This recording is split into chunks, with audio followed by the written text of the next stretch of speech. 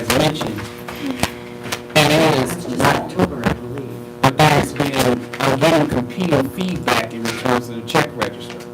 Some people say they want all the detail because we removed the check register from the website, and so now I'm trying to make sure this council has the complete unfiltered check register electronically so you all can have it.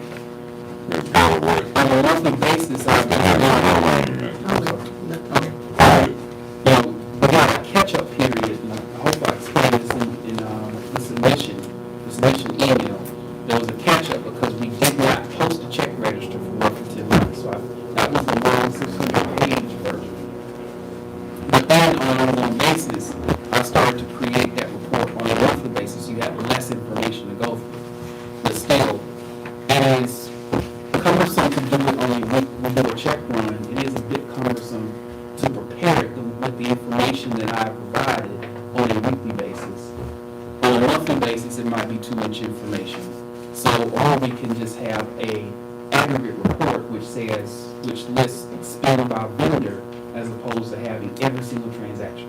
So that's number 2. And then number 3, as Ms. Fields pointed out when this special order was out and was requested, we are to provide council a quarterly budget adjustment and amendment report, which goes through and details all of the budget adjustments and amendments.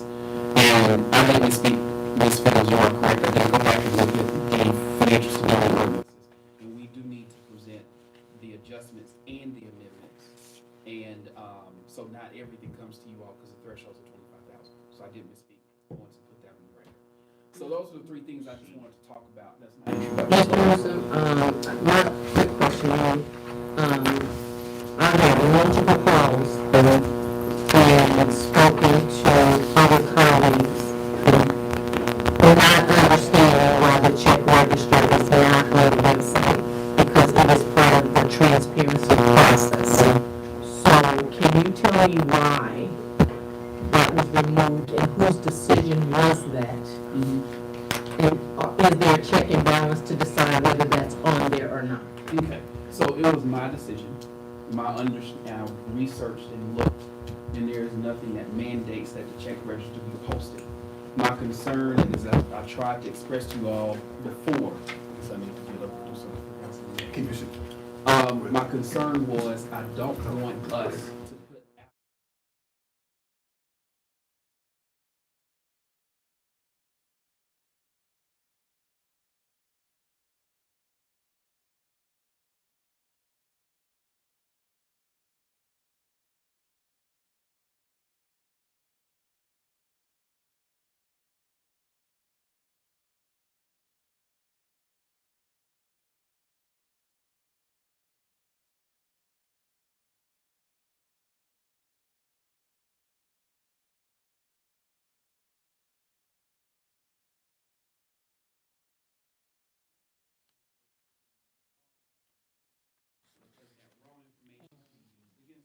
So are there other municipalities that you've talked to that have utilized this? And the reason why I say that, I get that, but government has been doing this transparency and hackers have been in place, cyberspace has been in place, and that hasn't been a. And so the concern is, why do we make a decision like that in this community when people want to know? And so I want to know, do you have the authority to make that decision on your own and not allow this community to have that transparency? I get your fears, but the transparency of government is supposed to be part of that. And so that's why I was wondering, what municipality are you modeling this after? So, of course, you know that I spent most of my career in the private sector.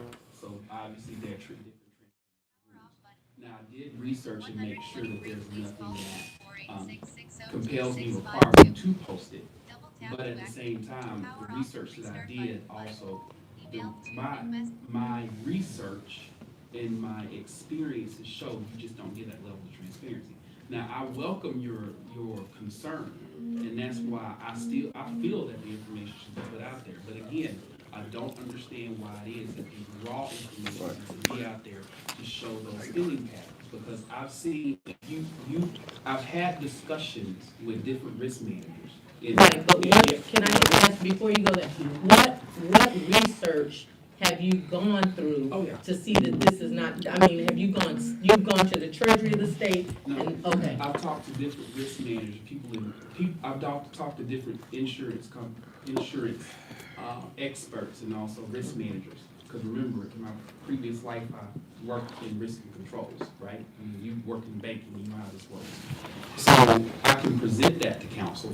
I have some documentation. I've asked that, some of the people in the area of risk management provide me something so that you can have that feedback. But again, I really don't understand why it is that we have to put the raw purchasing information out there as opposed to summary information. Are you concerned that we're going to fraudulently put some information out there? If that's the case, that's why I wanted you all to have the raw check register information.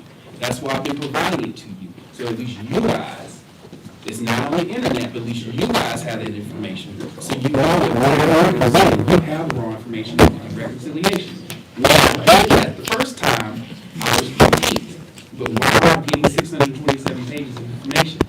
I mean, I just posted it if you all want me to post it, but I'm very concerned about doing it. I want to do my own research, and I know that, but I can say that I understand your private sector piece, but we're not in private sector.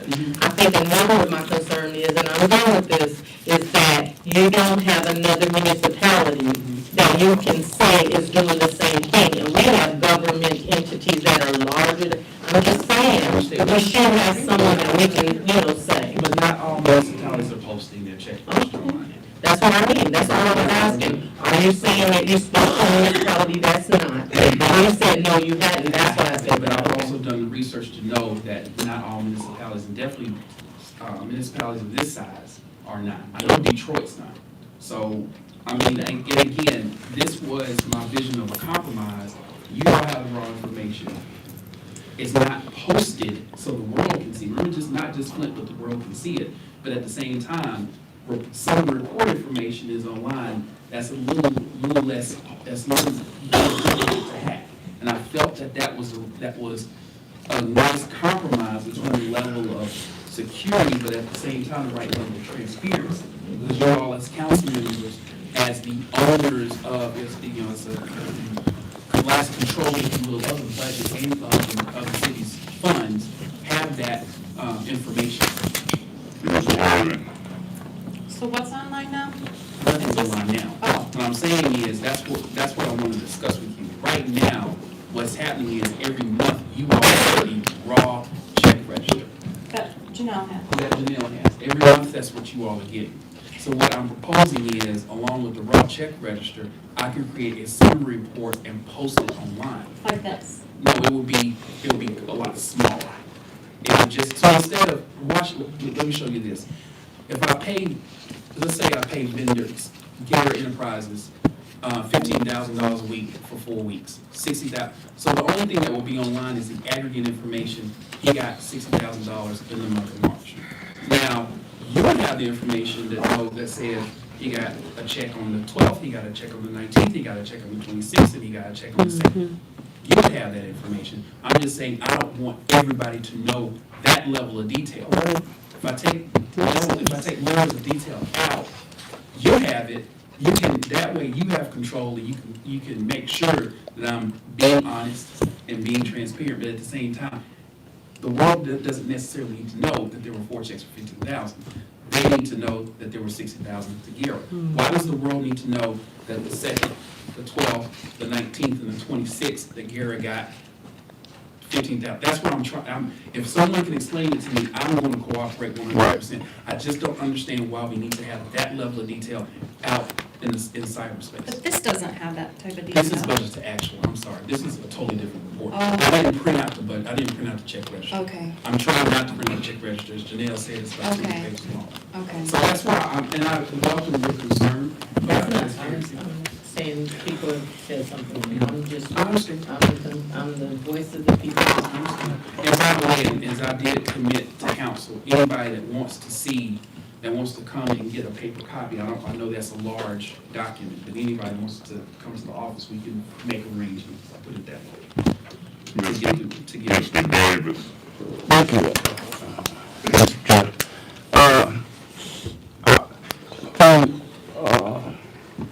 Councilman Wise, whoever that vice president is, I'm concerned because it is ironic to me. I'm in my house, and when I'm there, I'm put all my information out to the, for the round second and number two. I thought my reason was this council building is the check and balance, not the world to personal information. Why would we do an executive session and we're going to put it out to the world? The city information should be private to certain people. Now, I'm concerned with who is the people that need to sit outside of this room, personal, down on what level, micromanaging the city. Why is that like that? They don't know all the city information. Who do I know? The taxpayers. Ms. Sorry, you did. This is the taxpayer, this is what they're used to being able to assess, is that correct? Before you took it off, this is what they were able to assess. So they're not asking for anything that they haven't gotten before. And so I just want the record to reflect, when people are used to being able to see, because they're taxpayer dollars, so. And so I just wanted to let you know where it came from, I'm not making I'll say this. Thank you. Whereas administration to provide, they provide it. And we go from one thing, but that's too much. What are the check and balance? Certain things people don't need to know about the city. No matter how they used to do in the past, since 2018, there's more corruption out there. Now, where would any municipality with an answer current privacy sense, whatever is going on, give them that information, and then what they want to know, if it's a constituent, every know my constituent. That should never be behind this room. I'm that concerned with it. So I'm 100% with Mr. Anderson. That's enough. If that's not enough for you, too bad. The biggest way you used to do it, this is 2018. As we progress, they get corrupt more and more. And they get more savvy how they do their corruption. It don't make sense to give them more than what you have before you. Because this is down to the ground level right now. We're back on everything right now. It's a trust factor. If they can't trust their council program, you should be the one that come to if they want another level. And we'll give it to them. We say they'll provide it to us. Where would you put them out there in cyberspace?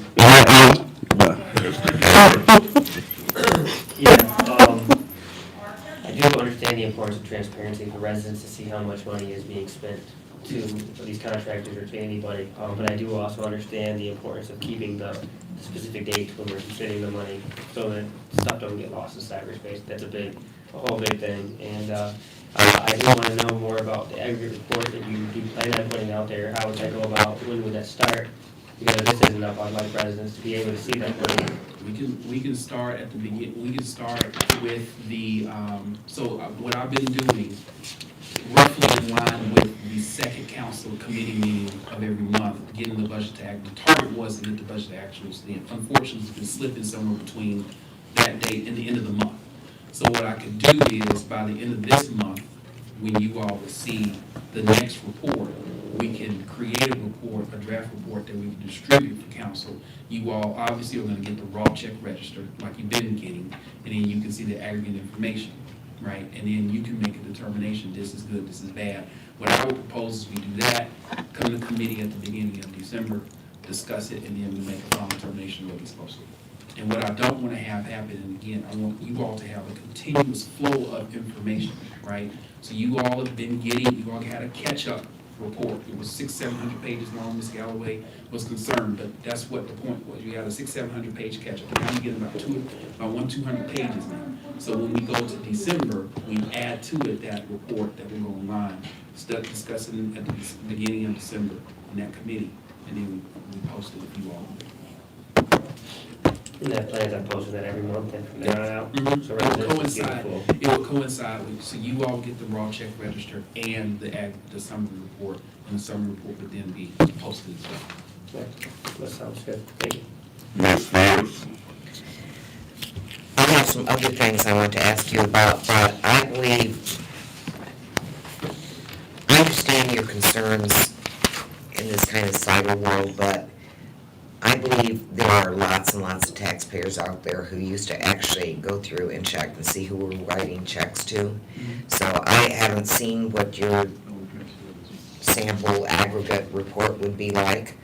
Okay, I'd like to see a sample of that, because I really want public transparency. I want the public to be able to see who we're writing checks to, who's getting money. And for many of them, that's the only way they know, is to go to the website and look at that check register, because they don't get the other reports we get. And even us, some of these reports, I don't always understand them. In fact, one thing, I wanted to clarify a couple things. You just said that you check the charter and you see that we are supposed to be getting a quarterly budget amendment report. Okay, so we don't have it again. No, you don't have it. The quarter, okay, so you, as of September 30th, and that's what I want to discuss with you. Technically, you do, because you see which department codes have a change between an amended and the original budget. It's not easy to understand, but you have it because you can see what department codes had amendments to them in the document that you have in front of you. However, I've already drafted, but I don't have it tonight. But with the next monthly report, you can get a quarterly summary of July 1st through September 30th. I was prepared, I just didn't have it ready for in time tonight because I was busy trying to get ready for my other special report.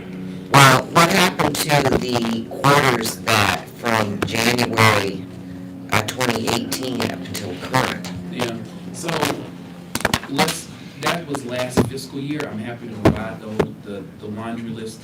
But if I remember correctly, I thought in July I provided you all a true up for everything, the amended budget versus the original budget versus the activity to close the year. If I didn't, I can go back in my notes and look, but if I didn't, I will provide that to you guys. Well, we get kind of aggregate numbers like this, but it's not a report that lists all of the budget amendments You'll see. that have been passed. So I want to keep focused on that, and I don't just want to see it for the rest of this quarter. I want it per the charter. I want to see that report from when that charter became active until now. I would like to see those reports per quarter, because we've been asking for it almost that long, for 6 months anyway. So I would like to see that. But another question here. So this budget to actual report you gave us, it doesn't, am I incorrect? Nowhere do we see revenue projections compared to revenue actual. Well, you can see that in your general government. Unfortunately, this is at the department code level. So right now in the general fund, you're projected to see. If I may, Yeah, page 1. Mr. Griggs, was your question dealing with the check registry? No. Okay, now, proceed, Ms. Fields. Ms. Fields, if I may, let me just make I don't want to get too far off, but you come next, Mr. read, and if it's not clear, then that's the reason I'm glad we're having this discussion. We'll go through the book and say, okay, I've got revenue on page 10 of the proposed budget, right? And in theory, you can see everything that Department Code 000.300 consists of, right? You see it. So then in theory, you can go over here and match that and see where we are versus the what was projected. That was the original intent. And you're in the middle of presenting this Yes. budget. Well, I'm saying We that- just interrupted for the check registry, but Right, well, just take a step back. All this, at least in my mind, started when we started talking about what does the budget to actual report consist of? Does it consist of just a budget to actual? Does it also consist of the check register? And does it, there were some other things I think some members of council wanted to include in it as well. Okay, so what you're saying is, so if I look at this general government, okay, you're saying that line item is a revenue line Yes. item, okay? So according to this, the 18-19 original budget and amended budget, the amounts are the same, projected to be the Right. same. And the reason that those two are the same, we have not done an amendment to change that particular number. Okay, and then in that third column through June Mm-hmm. of 2019, so it's Well- wherever we are currently in this year. Right. Right. Okay, but I think you could see, we really can't tell through this report whether we're, without having to pull out another book, and quite frankly, we've gotten so many, I'm sorry, I'm not even quite sure, and have asked for a copy of the budget that was actually vetoed. I've been trying to get a hold of a copy of that one, because there's been so many variations, because I wanna look at something, but, how can we tell if we're on target or not in this report you give us? Well, the way I would say this is, it's difficult for revenues at this point, right? Because you've got property tax revenues coming in, income tax revenues, it's not steady, right? And unlike most of your operational budgets, it is difficult to be able to say in a quarter in where we are. The way I look at this is, I say I'm at 8 versus 13. Now, the problem is, again, if you assume the 8 point, if you assume that, the best way to do it would probably look at where we were versus last year at this time. So activity for this year versus last year. Maybe that would be something that's helpful, so you can see, okay, you know, as of 4 months into the new year, last year, I collected 9.2. I'm at 8.2. That's a problem. Is it possible for you to create one more page Mhm. that shows us, okay, here's the original and or if amended, and then shows us where we are as we go along month by month when you give us these budget to actuals? When you say where With we the are, estimated revenue and where we are with actual revenue. fair enough. And I can present something like that. I think that revenue is a bit tricky because of that. I think the best way to do it, because when we project revenue, we don't look at a month-by-month projection. However, what I can do is an analysis that says, well, as of September 30th in 2017, we collected 20% of our income tax, whatever. And we are tracking again, we are tracking 18% more, or something like, let me propose something. Okay, and let me see the sample, and then if I need more after I see your sample, that would be good. And then I We'll want to let the ask you, council see it as well, and then the council will decide. Everything that I propose. Thank you so goes to much. all 9 members of the council. I want to ask some questions about the last page here, the 591 water fund. Sure. Okay, proceed, Mr. Griggs, you hanging in there? Yeah, I've got a question. Let us proceed. Okay, it's in the last page of the budget actual we've been presented with. Mhm. Okay, under 591, and then this, if I'm understanding this right, the subset, it's 591.536.100. Am I reading that correctly? What page you on? Very last page. Oh, got it. Yes. Mhm. Is that the correct way to read that? Yeah, so for instance, if you look at, you don't have it in front of you, but yes, you are correct. So each one of those are individual department codes, right? So for instance, when we track meter sales in, water administration 536.100. So in theory, what, you know, you can see what we projected we were bringing in, the 20.8 million in meter sales versus the 20.85, that we amended it, that we have amended it, exactly why we amended it. And then finally, we are right at 7.1 as of the date of this report. Okay, but the second row of numbers that has in front of it, it's a 591 point. And then- Yes, I get okay, it. all Yes, I right, see what all you're right. saying. Yeah. So when I look at 536.100, Mhm. utilities water administration, it shows this as a negative figure all the way across. Am I looking at this You are incorrectly? looking- No, you were looking at it correctly. The way this report is running, What page are you on? 15. Expenditures are positive, revenues negative. That's the reason that it appears that way, and just so you can. Go over that again. What line is that? So you see the negative numbers, 536.100? Yeah, the negative 20 million. So yeah, what she's asking is, why is that number's negative? So I'm saying that revenues showing up as negative in the way this report ran, you can flip it if that's confusing. Revenues are negative, expenditures are positive, but they obviously have opposite signs. Say that again. Revenues are negative, expenditures are positive. It's flipped the way this report is coming out of BSNA. So that's the reason that is. Okay, so this is a revenue Yep. line item. Mm-hmm. Okay, is that then the only revenue line item Well, you in all these columns? remember that, I mean, for the most part, I'm going back into the budget book. Remember, most of your revenue is coming in, it's netting it against certain expenses that are in that department code. But, remember that you only got, I took out 540.210, which is a service line replacement, right? Remember that discussion? So I took that out because that's a department code completely dedicated to rate revenue and expenditures. So I took that out. So other than that, you've got meter sales, and you've got penalties and interest, but all that's bundled into that number. Which is the line that shows us what's being paid in from customers for water fees? That's it.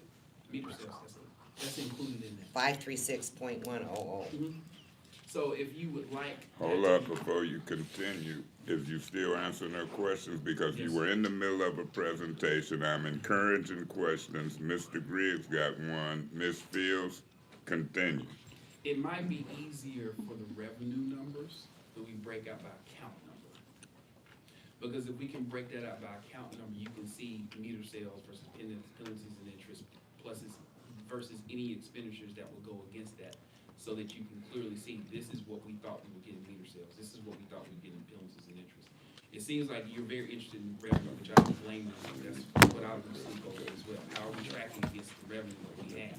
So for any, I will propose that we can, as we build this report, perfect this report, that we break out the revenues into individual account numbers.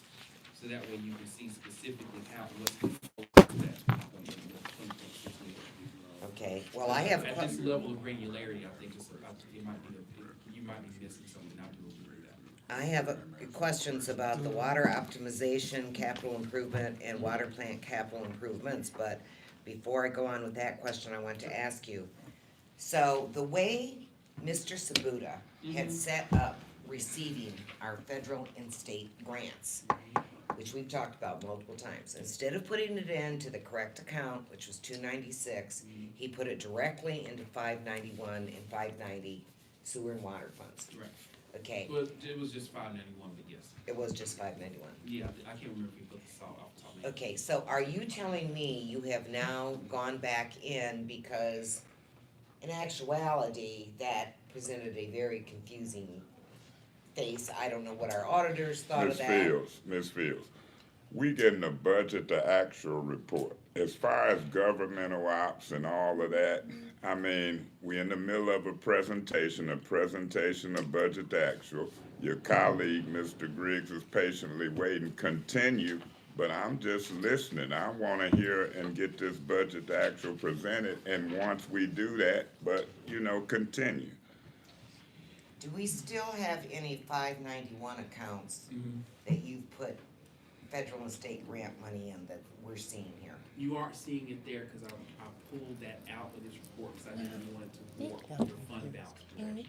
That's the reason. And then if you look at the budget also as well, remember, for the most part, until the reimbursement requests catch up to the drawdowns, to the expenses, you'll always have a deficit. So we've always presented, and this is before me, we've always separated out 540.210, which is a service line replacement department, right? Because it's completely grant funded. Why can't you take all of that and put it back into 296 where it should be? Other than the fact that it would be an accounting mess, you all have to do that, right? You all, it would take a pretty heavy lift from an accounting standpoint to do all the journal entries necessary to move that into the 296, but on top of that as well, you all have to intervene because in order to move anything from one fund to the other, the council has to do that. Council has to, I can propose a resolution. Okay, so what report are we getting? We getting a That is budget showing to us- actual right now. So what, but If showing, it's not in the budget to actual, because you Yes. said you've taken that out of here. right. What not report showing are it we yet. seeing Mhm. that is showing us the budget to actual of all those grant funds in 591 subsets? Would you like, okay, so let me ask you a different question. Let me, a little bit of context here. Remember, when you all adopted the budget, you all did not adopt anything that's related to grants. Grants are different. Separate. 296, 274 is separate, okay? Right. Now, if you'd like to see something in relation is specific to the grants, 591, the service line replacement department code, and 274 and 296, we can add that as well. But it's always going to be, more than likely, it's always going to be in a deficit anyway. Why? Because that's the behavior of those grants. Let's stick with the general fund budget to actual right now. Okay. That's what I'm asking this That, council. that is part of that. That's not part of the general fund budget to actual grants. Okay, the other columns I ask you to look at is, why do we have a revenue account on, let me see the correct number, water optimization, 540.211, on activity through 6/30, and there's nothing in those columns in the budget, original or amended? Yeah, I did notice that. I need to research that. I will get you all an answer probably in the email, because what should not have happened, nothing should be hidden as there's no money budgeted to it. So I need to understand what's going on there. I don't understand that off the top of my head right now. I will get you an answer to that. Right, because what this is indicating to us based on the methodology is somehow there's revenue in this account and there's no budget Right. to account for that revenue. Exactly, so I need to check on that. Oh. I have a suspicion of what it is, but I don't wanna say it. Okay, on the and then record. the last question on the budget to actual, you've got two capital improvement line items. The first one, 540.300, Yep, okay, and you have nothing in the original budget, Yeah. and on the 1819 amended budget, you have something, you have no current activity. right. So what is this 196,000, et cetera? There was a budget amendment, I can't remember which one off the top of my head, but it had to come from you all because it's such a large amount of money, in which we added money to capital improvement for that particular department code to do work. Now, you all have had several, and I know I owe you the budget amendment report, but this 196,528 would be in there. And what that's reflecting is that the delta between the original and the amended budget are budget amendments that either came before you or not come before you. This one had to come in front of you because it's such a large amount of money. Okay, well, and you can see why the report would be helpful. And I completely agree. Okay, and water plant capital improvement, so that's a different kind of capital improvements, 545.300 Yep. for 320,000. No activity. Is that part of the wind funds, or this report does not include grant funds? This report would not include any of the wind projects. Because we haven't added we haven't added the 80 million to the budget yet, because we're not done with the bonding process. Well, what were the capital improvements in the water plant? I have to research that. Kersley, oh, thank you, Kersley Dam. The DPW director has saved me, he is correct, Kersley Dam, thank you. Okay, and this is money we received from where? Watch it. So that money, I need to check and figure, let me check and get back to you. But but the question is, did it come from the wind grant? It did not. But, oh yeah, you're right, I'm sorry. Who's saying that? So Steve Branch has corrected me, he is correct. It was originally budgeted. You all's adopted budget, you all had 320,000, we approved $320,000 specific for water plant capital improvements. Okay. Mr. Griggs, you remember your question? Yeah, I'm on. Proceed. I'm on. You good? You don't need it now? No, I don't need. Okay, I'm Mr. running Newsom, right now. will you continue the So- procedure of presenting the budget to actual? I'm not gonna go. And I would ask that we let him finish his presentation, but if it's some questions, I'm not gonna go. Mr. Griggs, go ahead. Hold up, Mr. Newsom. Mr. Griggs. Okay, I got, something I picked kinda easy. Yeah. 290.100 on page one. For ombudsman, Page one, where we at? 290.100 Okay. for ombudsman. Now, I know money should not have been spent yet, But some So- money was spent. Some was spent, Yeah. between the 6,800. That's correct. Let me Which explain to page? you why that was done. One. It's page one. So what happens is, remember, some of the Ah. money for the ombudsman went to pay for indirect fringes, right? Just like all of our wages, we split some of those overhead costs amongst every single position in the budget, right? And so what happens is, even though the ombudsman's position isn't filled, every single position, whether it's vacant or if it's filled, is going to pay into that.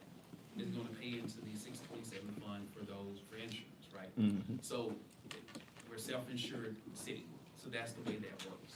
So even though the ombudsman position isn't filled, there's 6,884. Now, I know it's touchy, I'm happy to distribute the specific journal entries that show how that money flows, that is going to the 627 fund to help support self-insurance. So that's what that is. Self-insurance. We're a self-insured city, that's correct.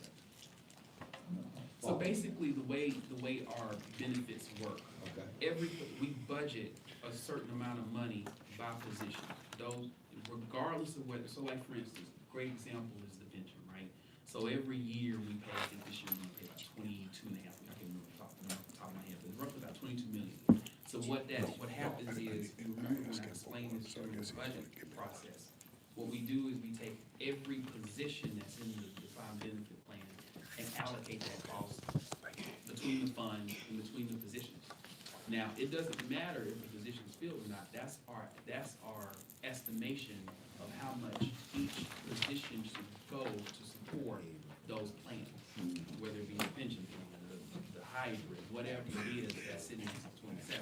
So even though the ombudsman's position is filled, that particular, there are positions that are vacant that are still having to pay into the, pay for our plans, whether they be retirement or, So the six, insurance and benefits. so the 6,800 is projected?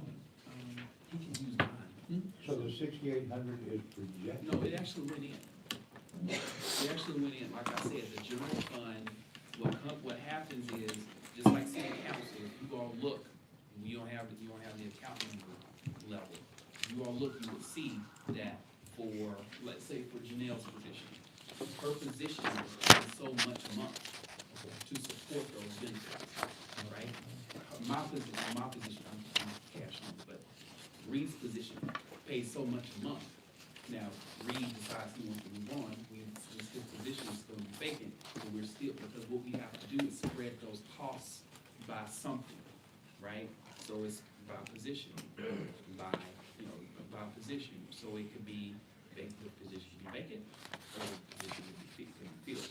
Now, if we did it, if we ignored the vacant position, it would throw off what we budgeted, the allocation of those cost of funds, right? Because we have too many people that aren't filled, okay, they're not paying into that fund, then all of a sudden, all the other ones have to pay more and those off budgets. I just don't understand what did the 6,800 go to? You told me. Well, that's what I'm Right. saying, let me see if I can, so think about it this way, Okay. think about it this way. We Hold don't- up, Mr. Newsom, if you may allow Mr. Griggs, President Winfrey wanted to chime in. Okay. Mr. Newsom, I think if you explain to him more what you mean by self-insured, Yes, if he understands that, and then show how every department has to pay into that, right. and this is just a part of the payment, maybe he'll understand it, because we gotta be insured. We're either gonna pay an outside source, or we're gonna insure ourselves. And So- so in order for us to insure ourselves, we have a certain amount of money that we have to pay for claims, for pension, for whatever, right? That's the way the city is set up. What happens is, if you think about how many, 500 employees across the city, including the ombudsman, right? 500 employees across the city. When we do the budget, we say, okay, fine, we got all these people, we have all these positions, and we're gonna budget that every single departmental budget is going to pay into funds to provide that self-insurance, to provide those benefits, right? So what happens if, okay, well, that position isn't filled, but that budget still, the budget still assumes that that department is still going to pay that person's share to go into our self-insurance fund, right? Okay. So, as it feels not, we still have that cost. Now, we did not, if every single position, vacant or unvacant, didn't pay its share, the cost is still the same to the city. Absolutely. It's just gonna be allocated differently. So now you got the PW, for instance, I'm just looking at Rob. So, you know, if finance has half its positions filled, oh, well, finance isn't gonna pay its share. But Rob now gotta pay more. Law's gotta pay more. So that's the reason that we have those, we do it based on position, whether or not they're filled. So that way, we don't warp the cost that goes to other departments, shift the cost to share. So the burden is still the same, because it's budgeted based on the number of heads. Is that clear? Very much. Okay, yeah. I did something decent. Let me say this, Mr. Griggs, and somebody can correct me if I'm wrong. If you were at home and you didn't want to deal with Allstate, AAA, and you created a pot of money for any insurance claims, the city kind of do that. And so we create a pot of money by taking from other places. You asked a good question, and I would follow up and ask Mr. Newsom, why isn't the 68 reflected anywhere? And did it have to come as an amendment? No, it did not. Okay. Because in the budget, when we did that. The 250,000 is Yes. mandated by the charter. You put another 6,800 on top of it. So remember what we did, the 250,000, let's see if I even have it in the budget.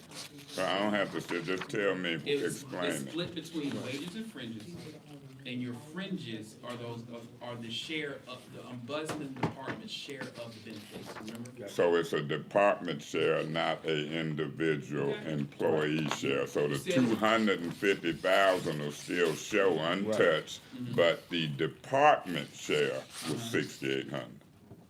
Well, it still gotta come out of the 250,000. But why is it, ain't it reflected on the budget, the actual now? It is there, but it didn't need an amendment to move it. That's right, because when you all adopted the budget, we adopted that a certain split of the 250,000 is gonna go to fringes. A certain amount's gonna go to wages, a certain amount's gonna go to supplies and operating expenses.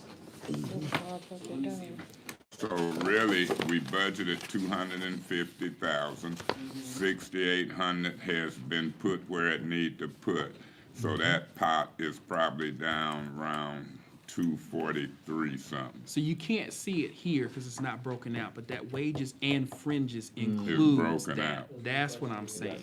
It's that $179,036 For the office. for the office, correct. That includes wages and fringes as well as On supplies. top of the 250? No, Included. including. So the 250 is 179,036 and the 79,604 to get to the 250. That's what you all adopted, Supplies and operating which is is 70,964. 70.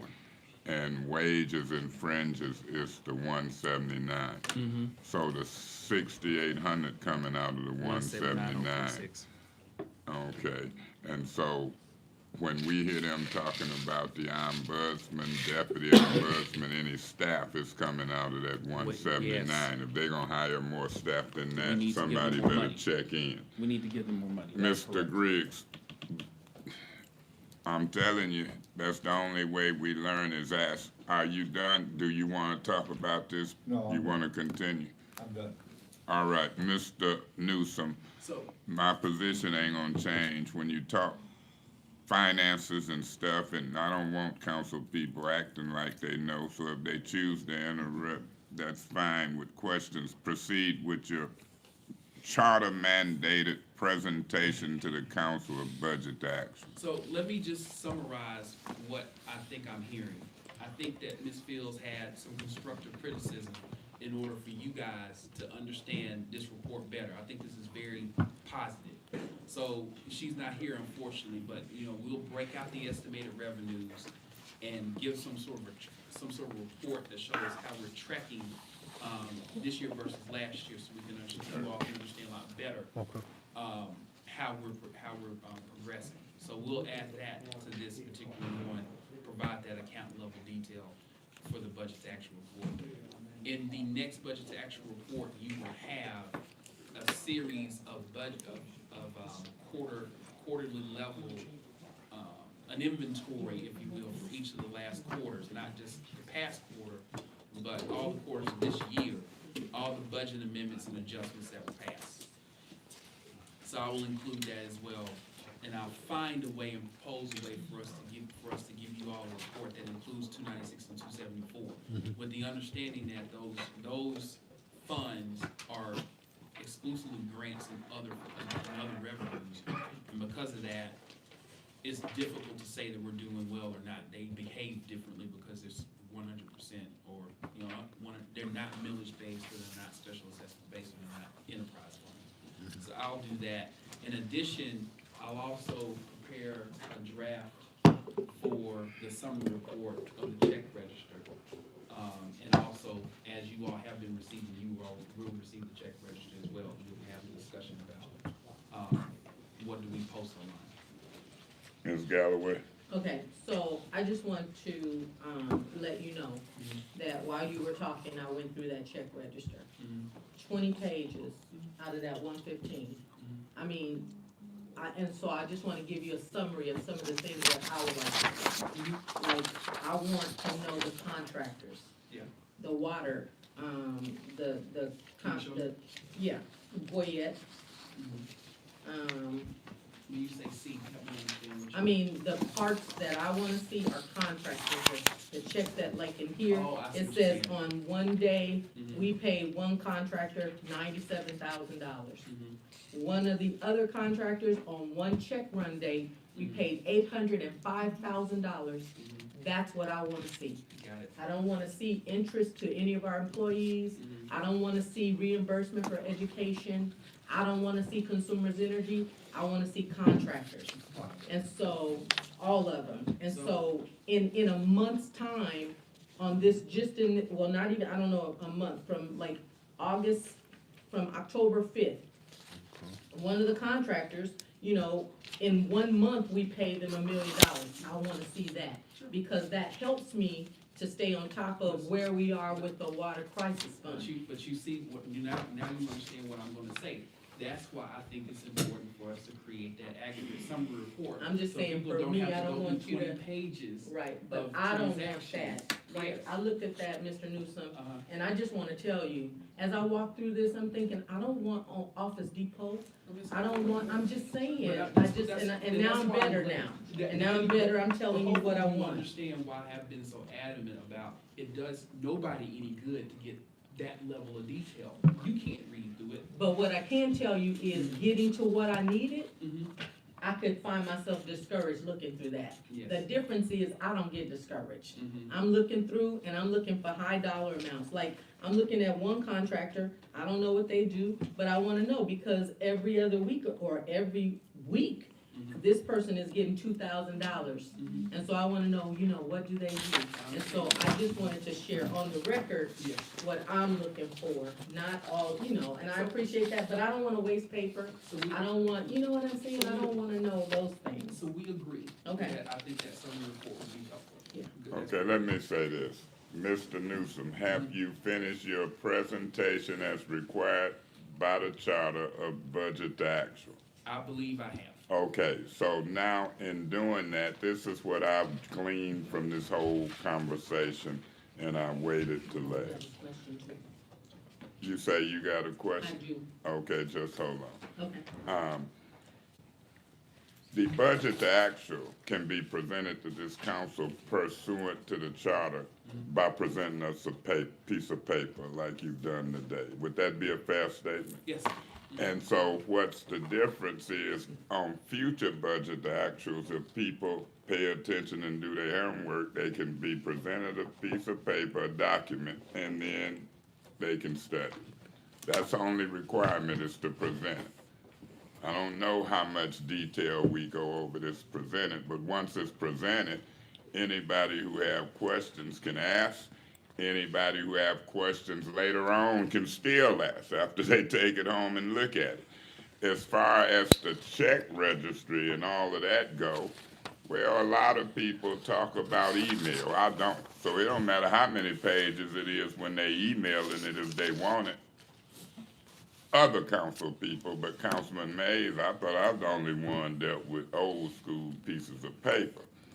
Even if the budget actual, I don't know, they can email that, but at the same time, charter-wise, I want to see it walked in and presented.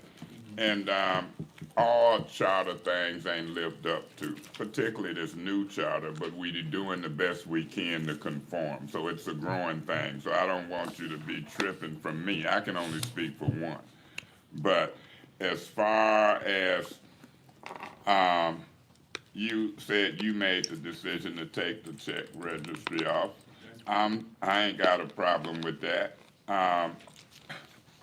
If it come down to it, we can vote and communicate as to what we want. Ms. Galloway said what she want. Ms. Fields articulated what she want. The council, I don't think, have spoke on it yet as a whole. And so that might be what's having to happen, because on a regular day, if Ms. Galloway want to go to finance and set up a meeting, you can do it. If Ms. Fields want to go to finance and set up a meeting, they can do it. They don't necessarily have to tie your time up if you got staff. So that's what I look at when we come in meetings.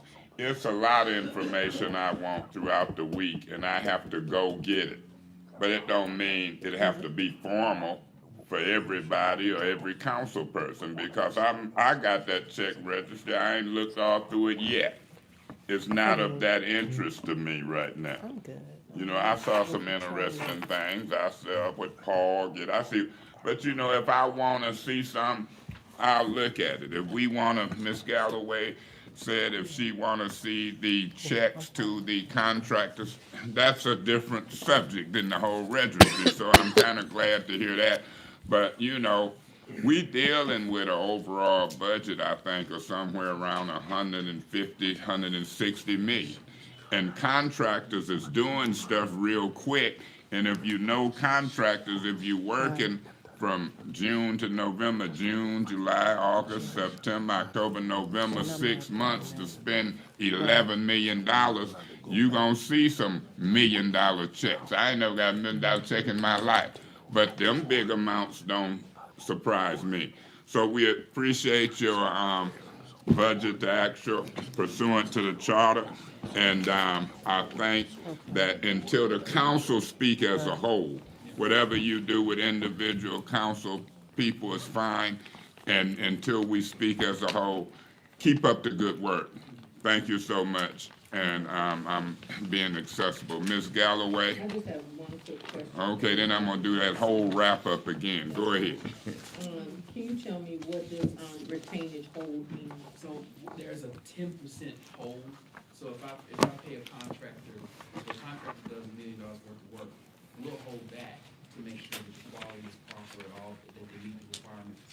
And I can't really, because this business will probably tell me better, and probably say better than I can what those requirements are. But there's a certain retainage that we hold back. So we're gonna pay them $900,000 on that $1 million invoice and hold back a certain percentage. So we hold that in an account, a retaining account, and release it once we're comfortable that they have done the work that we're supposed to do properly. I would say this to the council as a whole. One of our greatest powers is to inquire and investigate. And we can do it as individuals or as a whole. We cannot, pursuant to charter, order employees or department heads to do nothing. We can't give orders, but we can inquire. And if that inquiry don't work, then we can talk about it in the council meeting. So I don't want people bogging down department heads, but you got the right to inquire. And so all I'm saying to this council is, did you see how much time we spent on that agenda item? I have no problem with it, but we must put in the time. and we learn differently at 9 different ways of learning. Again, appreciate you for the charter mandated budget to actual. We'll see how this process evolve and develop. And at the same time, continue to do good work for the city of Flint. Thank you, Mr. Newsom. I'm gonna move to, so that 180549 will disappear on the next agenda. 180550, which is a special order as it relates to the RAP program.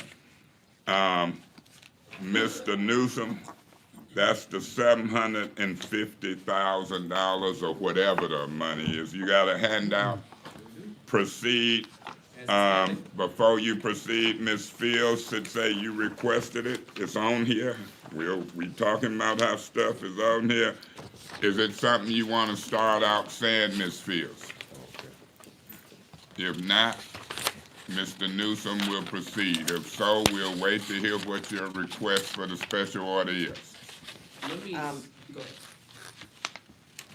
I'm happy to see the presentation, and maybe my questions will be answered in this presentation, but I want to tell you that I am getting calls from constituents who keep saying, well, we've been told that this will be available in 2 weeks, that was 2 months ago, they're still not calling me back, you know, it's not working, it's, you know, people are upset. So, hopefully this is good news that this is actually functioning, because I am getting complaints that people are not, that, like, the program doesn't exist yet, or they don't acknowledge that they can apply for it. Well, I'm surprised that the program's not live, because as of today, there are a total of 135 enrollees. That's not on that packet. I do have a list of people here if you want to see it. I didn't want personal information distributed, so I didn't, but I do have a copy. There are 135 enrollees, so I'd like to get to the bottom of why people aren't able to get enrolled.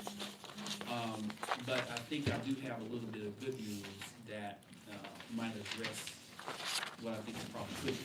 Proceed with the presentation. I'm used to a lot of people say a lot of different things. It don't always sometimes be accurate, but proceed with the presentation. So what I wanted to do on page 3 is kind of walk you all through. We'll start off at a high level, where we started and where we are right now. So if you remember when we adopted the grand bargain, the water agreement, there was $750,000 that was going to be dedicated to, let's say, bill relief, right? And so the first Estimated meter bill relief. That was specific. Okay, so so I know that's a hot topic. However, they're different views of that. But at the end of the day, pull this thing up. At the end of the day, there is more money for bill relief that's out there. So let me put it this way. There's what Glee was providing via RAP. That's number one. There's also what we agreed we would use the state's money for, which was the arrears relief. We had the resolution, we adopted it. Now, let me get through the presentation. I'll explain to you what that number is and why it shrank. And then there's a whole nother piece to it where the state is proposing that we use what's left over after the arrears relief.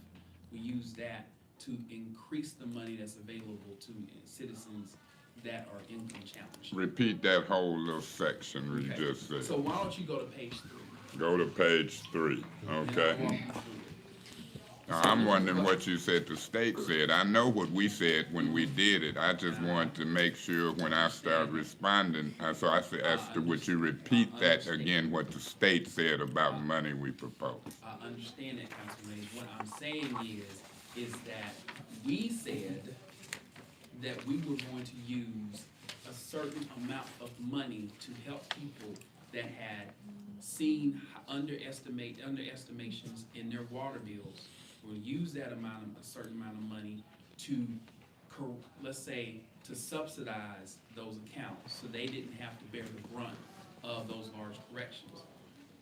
When we talked about this last, I think it was March, we had an estimate that there was about $172,000 that we were going to use state money to pay for those, let's say, those adjustments or corrections. That we knew about at we that knew about time. At that time, okay?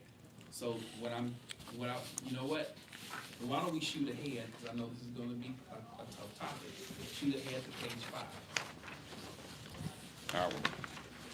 So water relief at a glance on 3. So We shooting ahead. You might come back to that, I'm but probably gonna 5. come back to that, but I wanna explain what happened. Sure. All right? So what we talked about back then was, we had about $172,000 that we had identified. The ordinance, remember that there was an ordinance that said we could not go back more than 6 months. So when we had the discussion about resolution 180067.1, we said the ordinance should protect us from people having high bills because of underestimation going forward. Going forward, right. We created the ordinance. We create the ordinance. Right, going forward. Going forward, we should be able, we should not see this problem going forward. But we identified about $172,000 of a total account balance that was due to the underestimations and the corrections. Correct, right? That was. I remember that, yeah. And we had this large list. That's correct. Right. And we put they shut-offs on hold. They still on They hold. still on hold. And they have need not to shut stay them off. on hold. That, until we get this all. We agree on that. Mhm. Okay, go ahead. So what I'm here tonight to explain to you all is that what the state has come back with is the number 1 and number 2 on page number 5. What they're saying is, we can't spend more, they want to cap water bill relief at $1,200. At the same time, that support should only go to water bills but not water and sewer.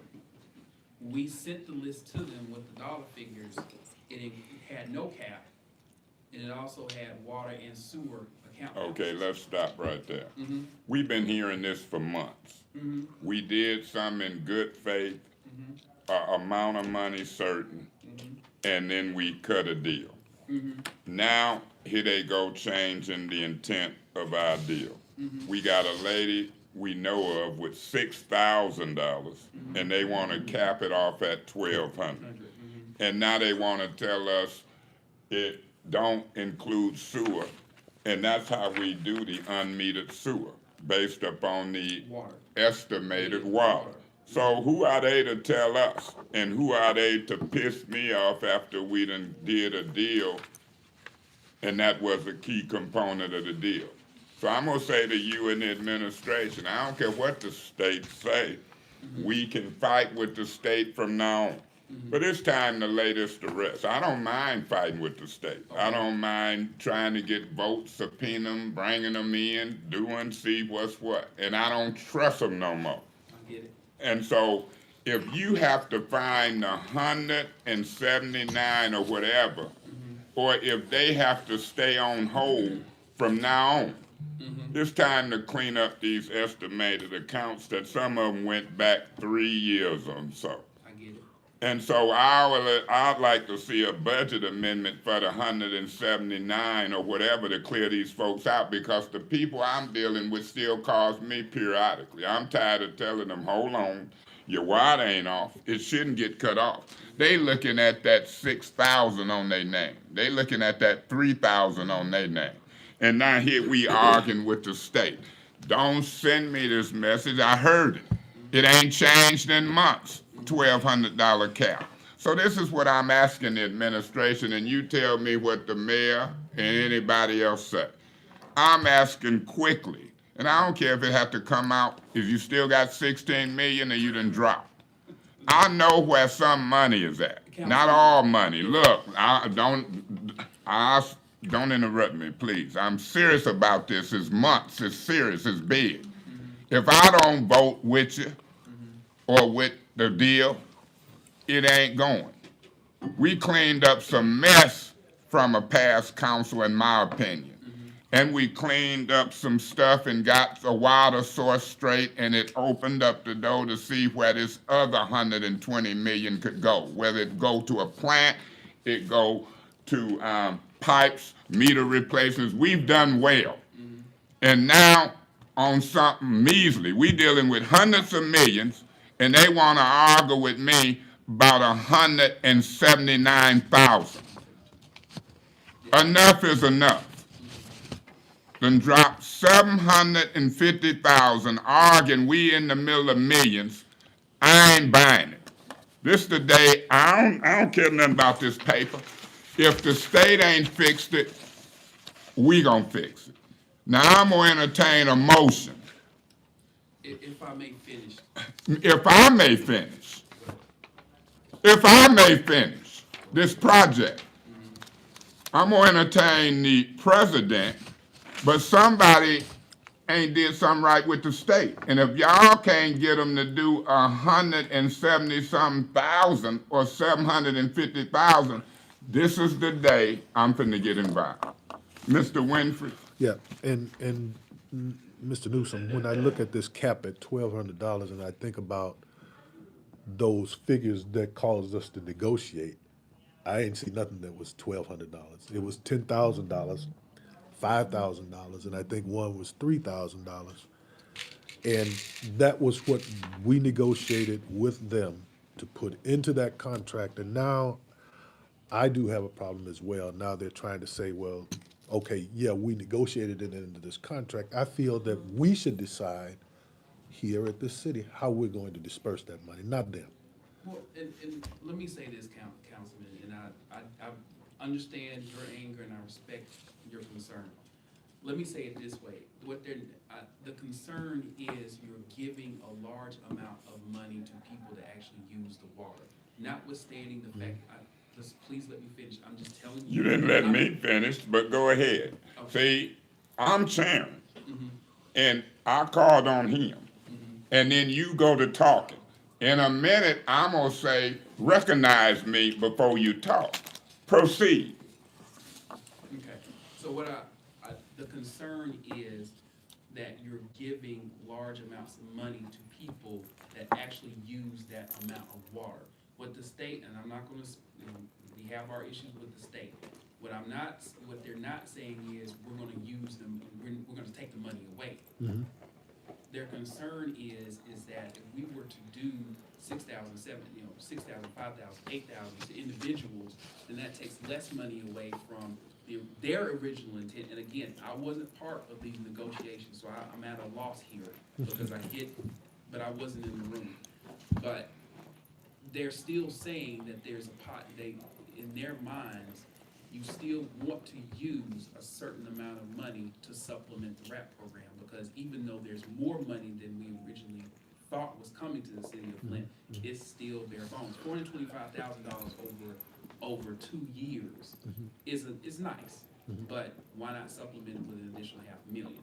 That's the counter argument. Mr. President, Mr. Newsom, if you will, in this conversation, if no other, when these council people talk, because Ms. Worthing got her hand up, would you do this for me before you respond, say, Mr. Chairman? Because I'm fixing this, we finna deal with this. Thank you. Mr. Chairman, President, go ahead. Mr. Chairman, through you to I started as a councilman, to Mr. Newman. I understand your rationale, but when you have residents who, if they get a water bill that's $400 and they pay that, that's what they think they owe. And they are consistent with that. If I get a water bill for $275, that's what I pay because that's what I think I owe. And that's what I do consistently. And then all of a sudden, I get a bill for $5,000. That's not fair to them because they're not the ones that's supposed to read the meter and then pay the money. They pay what we send them that they owe. That's the situation with one of my residents on El Dorado Drive. She pays her bill. She's not eligible for RAP, but she pays her bill. Every time she gets a bill, she pays what that bill lists that she should pay. And then all of a sudden, she get a water bill for $5,000. you know, we do need to address that. Okay. That's that's what I thought we were addressing with this 750,000. That was the, Mr. Newsom, Mr. Chair. Ms. Worthing, go ahead. Every time you do it, that's how I do. We'll learn. Ms. Worthing, go ahead. And I'm doing it for a reason. It's a reason. I understand what you were saying about this, like $5,000 bill. It is a problem, but in my opinion, it's the city of Flint problem, and it should never have happened. And we shouldn't expect them to pay that after all that time. So I think with the state on that money, I can understand what they're saying. Okay. We have a lot of people in poverty that need help now that can't pay their bill on a consistent basis.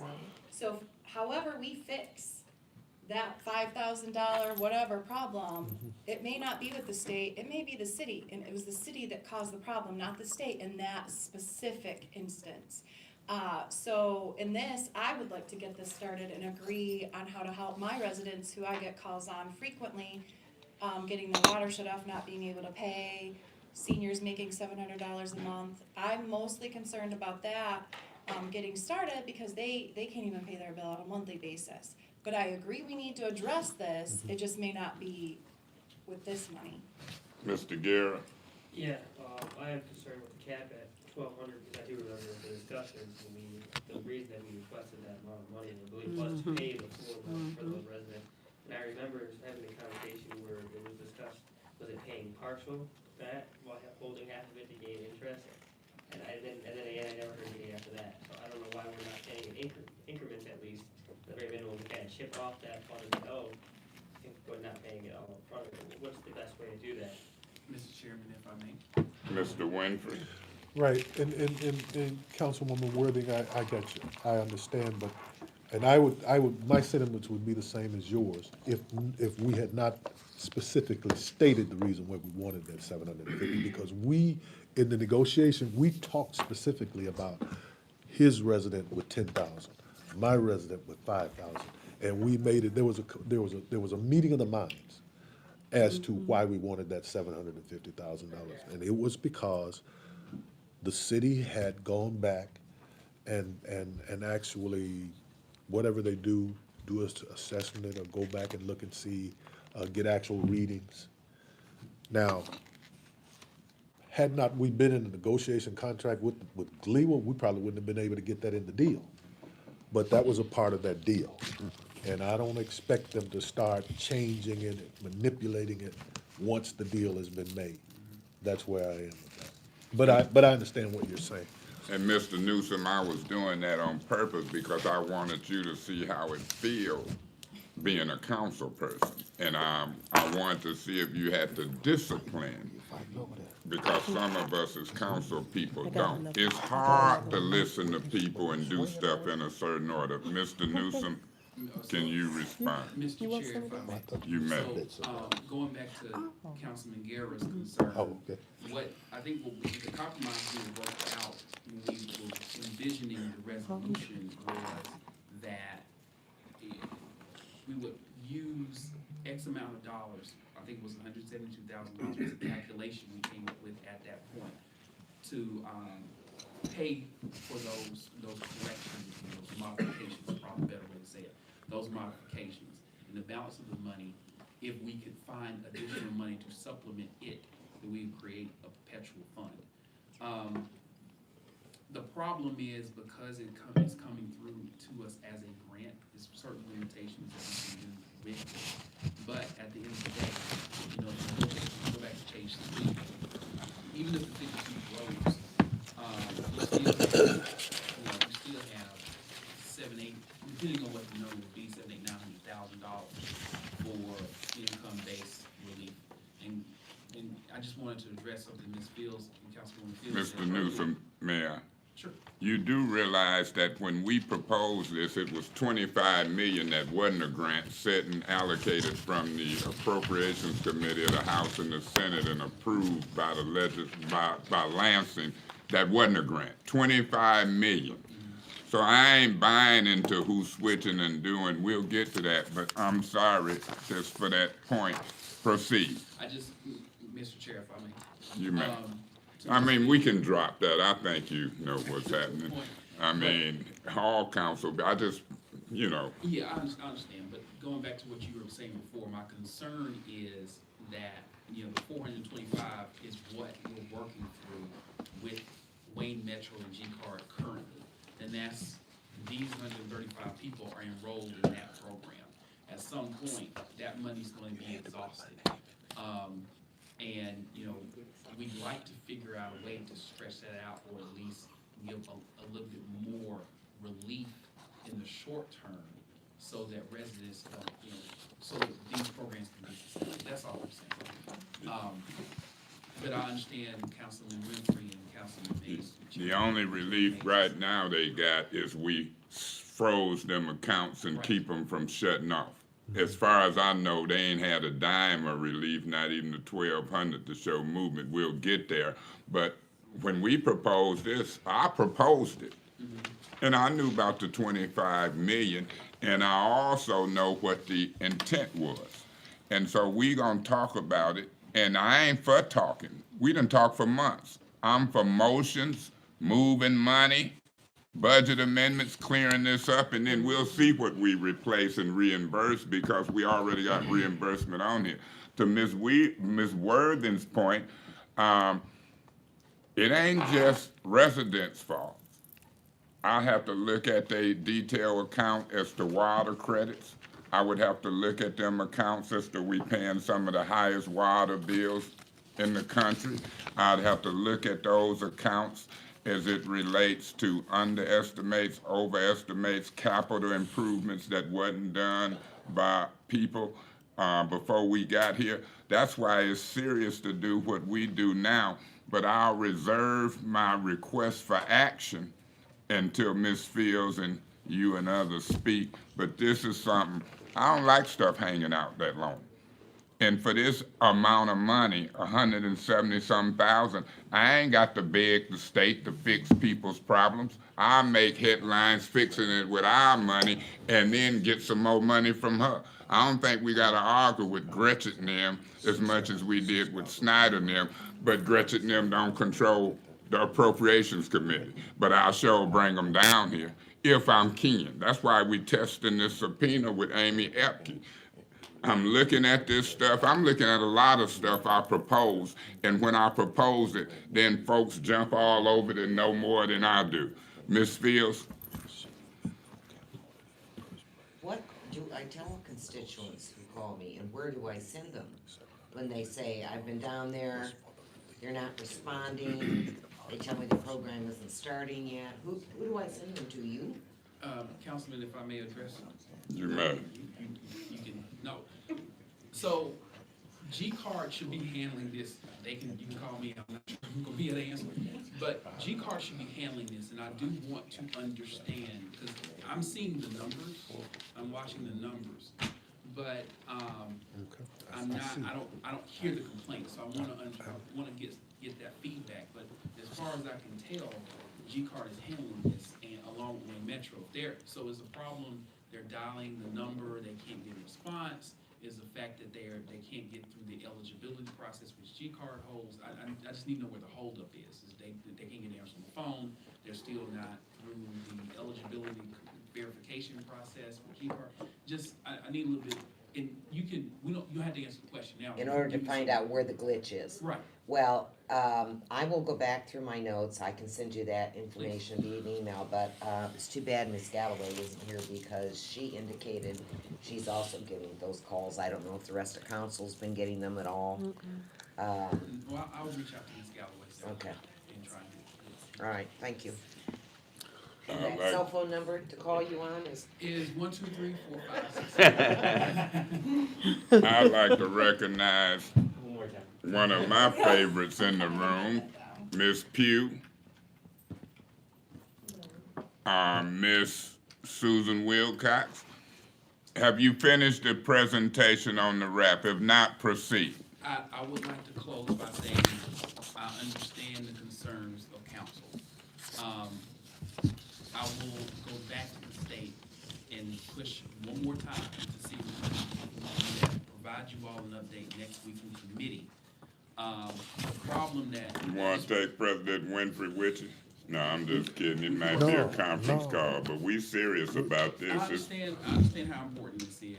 Let me report back through discussion item or through special order, when we come back to committee in 2 weeks, and I'll give you a report. So But you, I stand by my word that we'll keep those accounts frozen. you asking me to hold off on entertaining the motion to do some all things necessary. Mr. Davis, and then I see you, Mr. Winfrey, but he Thank you, had. Mr. Chair. Mr. Newsom, my question is this from my constituents. What do 150% below poverty mean to qualify? I'm glad you asked that question. One of the things that we had worked with the state, and we're pretty close to bringing to fruition, and actually we're preparing to bring the resolutions in front of you, is that if you go to page 3, I've been working with the Chief Public Officer of the city, Dr. Pugh, the Chief Public Health Advisor, has been involved as well. So that 581, the eligibility, we're working through to make it where that's 200% versus 100%. Because so many people are not eligible at 150% every Right. year. So if we bring it to 200%, so many more residents will be eligible.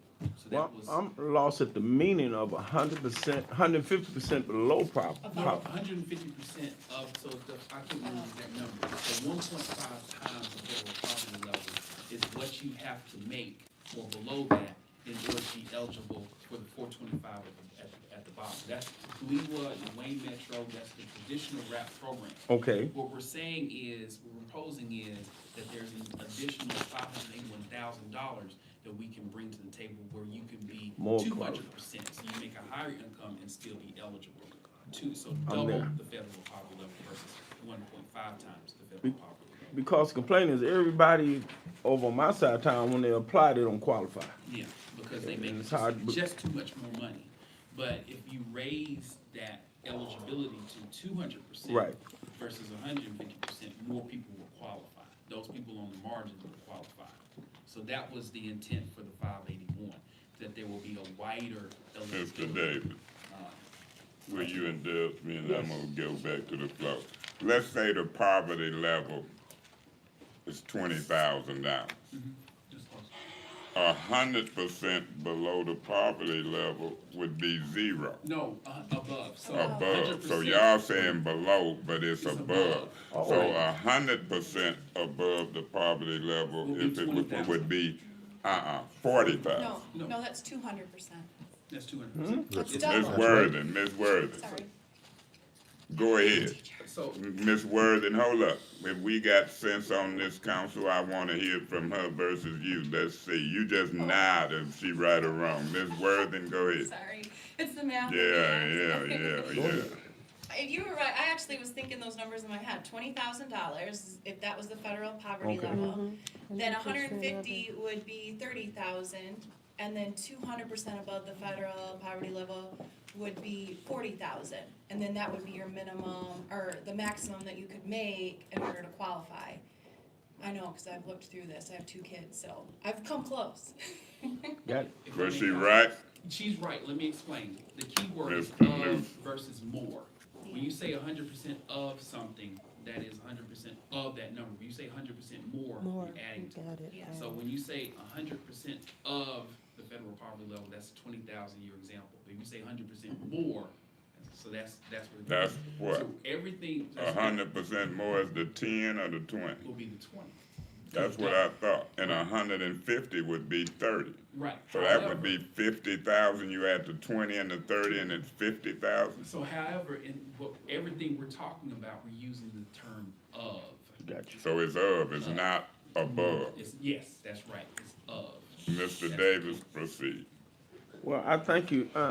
Can they reapply through G card So, once? so that's what we're trying to work out, Okay, Mr. Davis, because what we need to do is nail down council's wish for the first X $1,000.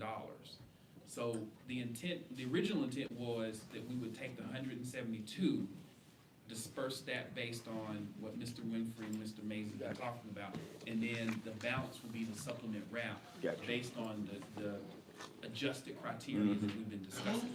We need to, what Mr. Mays and Mr. Winfrey, Councilman Mays and Councilman Winfrey are saying is, we need to nail down how we're going to make sure that these people with 5,000, 6,000 first, before we start doing anything else. And I've received that feedback.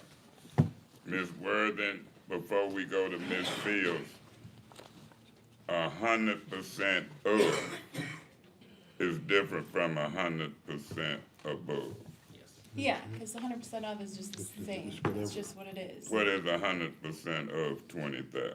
20,000. What is 100% above 20,000?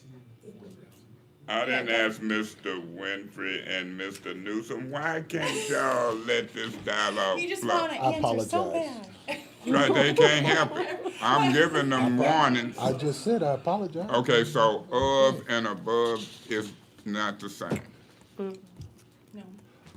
And both of them ain't 20,000. But 100% is 100%, and I ain't getting it. So 100%, yeah, of 20,000, is what it is, 100% above. would be double, right? Yeah, 100% above is double, because that's 100%. Okay, good enough, Ms. Worthing. He rubber stamps you. You taught me something that I ain't thought about, but when I heard it and thought, I'm gonna still go home and think some more. Ms. Fields, go ahead. I just have a question on page 4. Okay. Okay, there's might have columns, been. months, credit help, arrears help. I'm sorry. When you get to months 6 and 12, I'm sorry. okay, there's a $350 arrears help that isn't in the other months. Why is there something in months 6 and 12? Mr. Chair, if I may. You may. The way that the GLEWA-based RAP program works is the first 425. You're supposed to, once you get eligibility, you get $25 worth of help. Of course, with people with $100 water bills, that's not a lot. But the goal is for you to stay in the program, invest in the program for 6 months. Once you get to that 6 month, then they give you arrears relief. So if you have a large outstanding balance, then you get that $350. The same thing for month 12. So the goal is, to keep you in the program. You pay some share of money that you can. The program pays some share of money. You stay in it for 6 months, and that's when the arrears relief comes into place. So the goal, again, is get in the game on both sides. So the goal is to keep people as water customers, Right, okay, paying and water customers. paying water customers. And, okay, I think I understand what this is. Does it go beyond the first 12 months, or is this only a year? You have to reapply. You have to reapply. But that's where the funding amount, the amount of available funding comes into play, because if you have people that are reapplying, and you have more people that want to apply, then Do they receive notice that they have to reapply? Yes. They better. We haven't gotten there yet, but they better, so. They're Thank you. supposed to. And just a quick compliment to Mr. Winfrey. You know, when you just said, well, wait a minute, you know, we don't like it that, you know, we have an agreement and then things are manipulated after the fact and it changes and whatever. I just want you to keep in your mind, think about the water service line contractors. I'm sure they feel very similar. Mr. Winfrey, I knew you had wanted to be recognized. I slipped up. I went to Ms. Fields first. I apologize. It's on you. Well, Mr. Chair, through you to Mr. Newman, when you're talking to the state, I'm talking Newsom, I'm sorry. Ms. Galloway. I've changed my mind. No, To Mr. Newsom, thank you, Councilwoman. To Mr. Newsom, I apologize for messing that name up.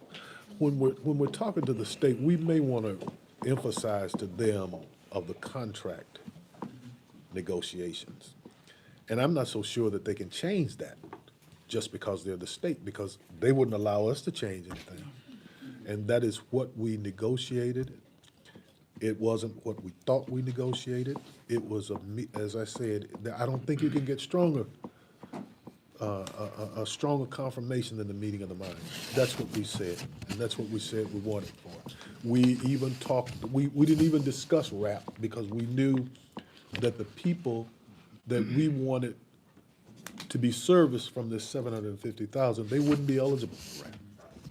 So and I really have a problem with them now trying to dictate how we use that money, even after we told them what we were going to use it for. And the response that we got from the individual that we was negotiating was, I understand, I think I can get that done. Do you remember that? And then he called back on a conference call to myself and the mayor and said it was a done deal. So I'm looking for that deal to be done, like we said. And so we'll bring you up to speed if you wasn't here and don't know. Ms. Galloway, you know I keep a little sense of humor when I do that. I wanted him to call him Newman all the way through and then you correct. But what do you call him, Mr. Newman?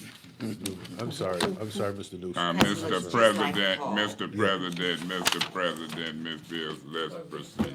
I Look, just apologize. I know it. I'll entertain a motion to suspend the rules any day, every day, all day of the week. I got you. But when they held against me and I'm removed and people doing stuff, I'm gonna be a sticker. Maybe, I'm too kind-hearted. Let me say this.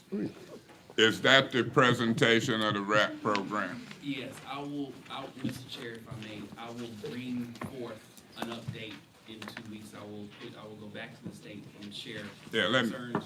Bring you back an update. Yeah, because the RAP program is different from what we proposed, and whoever mixing them and think it's the same money finna have a problem. And I'm so serious about this, Mr. Newsom, if this not fixed, I don't know who can move money. I know we set budgets, but if the administration don't work with me on this, as we continue to try to straighten stuff out with the state, I mean, I ain't gonna always bend over backwards for the administration. So I'm just telling you on record, loud and clear, I know where this came from. I don't care where it show up on a special order under whose name. I made the recommendation, probably was you, might not have been here. 750,000, Mr. Griggs. And I'm not backing down when somebody shake my hand and make a deal on a bigger deal, and then the little peanut, when the little petty one is being twisted and turned for months. I wouldn't be who I am with my hands stretched up wide if I don't pick up the pace. This has went on way too long. I'll go one more meeting. I'm gonna ask that this 180356, no, I said the wrong one. I'm gonna ask that 180550 be dropped as a special order with no objections. So I would so order that drop. 180550, I don't want it on there no more, but I want to replace it with a special order that says something like selling the outstanding issue of the estimated meters as it relates to the 750,000 that was agreed upon during the GLEWA negotiations. That's the special order I want on the next Finance Committee agenda. Janelle, did you get that wording? Then we'll see it there. Mr. Newsom, you was trying to be recognized, I think, as I'm moving on to this, down this agenda. Go ahead. No, I think I agree with the next steps. I think that makes sense. Yeah, you doing something and we doing something. Mr. Newsom, be honest. Don't it feel good to be sitting at a council table? You like council, don't you? I like council. I think you do. Sit in the back. See? Well, Mr. Guerra has something to say. Okay, this is a special order. We got that special order for ethics. We on resolutions. Mr. Guerra. I'd like to make a motion that we consent to resolution 180561, 180562, 180563, 180565 to council. What about 564? That was- That's been Okay. dealt with. Y'all gonna quit just jumping out of order. I ain't gonna apologize warn again. y'all. You had a point of information. I mean, I'll suspend the rules. But I'm just telling you, Mr. Guerrero was sharp as a tack when he skipped over that. So it's been a motion made by a council person who knew what was going on, sharp as a tack, and that motion was to move all the resolutions on the agenda, excluding the one that's gone 180564. For Mr. Winfrey. I second the motion. It's been moved and properly second. Any discussions, separations, or anything on these? Ain't no bid garbage contract on there. I'm gonna pause and ask this council to pause because stuff is getting through this agenda and I'm not recognizing it and seeing it as one example until it got to the floor. Anybody from the administration here to speak on any of these resolutions? If they are at this time, so rise. Mr. Woodson? I said the administration, the public. Okay, so the administration, one, Rose, Ms. Galloway, and then Mr. Newsom. I just had a question on the, multi-year contract for Boyd Lawn. Was that bid out or it was? And that's available? Who said that? Oh, I thought she was asking me that question. Well, you just said administrator, I still can't discriminate. Or I keep forgetting that extra big. Tell them to suspend the rules, Mr. City Administrator. I might make them up, see? They wanna catch me on the rule. I'm gonna be rule man. I'm usually an easygoing guy. Who told you that? Hey, Oh, that's one. So it's not in here, it's in the old one? Yeah. Before the amendment? Okay. Thank you. Mr. Davis, you might make some rules that say when you give them the floor, then they in control. We'll see. So I'm glad to see Boyd's Lawn Landscaping, what, snow removal, is this something, Mr. Newsom, you wanted to say something before Ms. Galloway? No, I didn't have if I was standing up to represent the administration, your question about, is there anybody from the administration? Right. I can answer questions on some of the resolutions. Okay, so it wasn't information. Mr. Branch? I can answer questions on some of the resolutions. Okay, so y'all got what you need. I'm still looking. Lake Agency, no big deal. Preliminary design services, transport investment, Wade Trim. Budget to amendment transfer, state of Michigan money. I'm gonna wanna hear a little something about that. I see a district court settlement. You can come back to me, but what you say, Ms. Galloway, you I wanted did something? have a question. I tried to look up this contractor, Which contract? Boyd Lawn. Okay, they've been around for years. I couldn't find them, so I just was wondering. Can anybody from the I didn't know if maybe administration? that should have been a G 5103, but I just wanted to. Yeah, they've been around. They're in Morris. I know, when, no, I mean that, when I Googled it, it was the same company out of the state. And so I was just, I didn't know. Yeah, if it Mountain. had- Yeah, it says Mountain Forest. Mr. Chair, I'm gonna give you a warning. You keep doing that, Mr. President. Mr. President, was you through, Ms. Galloway? through you to Ms. Galloway, they're out of Mount Morris. Right. Yeah. They're president, Mr. Chair. Mr. Chair, I wouldn't mind being president. Well, that's from another state, yeah. Beg your pardon, Ms. Galloway. No, I didn't just hear you. This guy keep distracted, right or wrong. I warn him, I gotta get him. Okay, look, check this out. The Boyd contract says lawn, landscaping, and snow removal. So it's the lawn and landscaping for next summer? Snow removal for this winter. For this winter, so this is primarily a snow removal contract.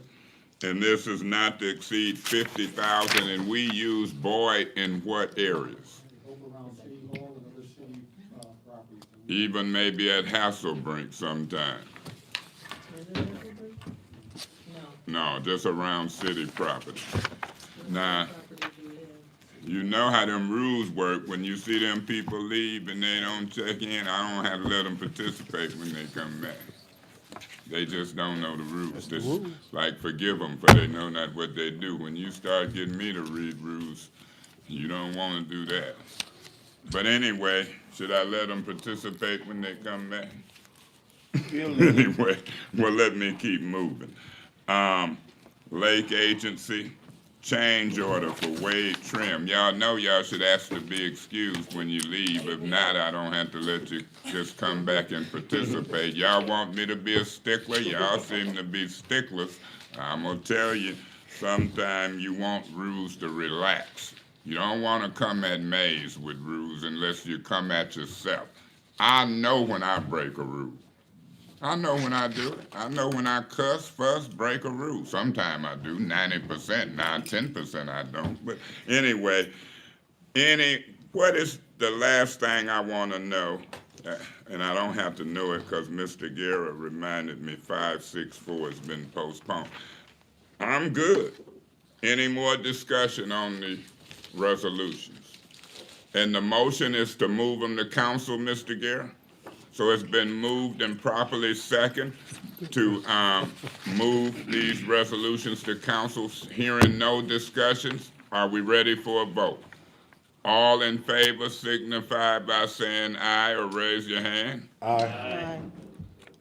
Any opposed? Any abstentions?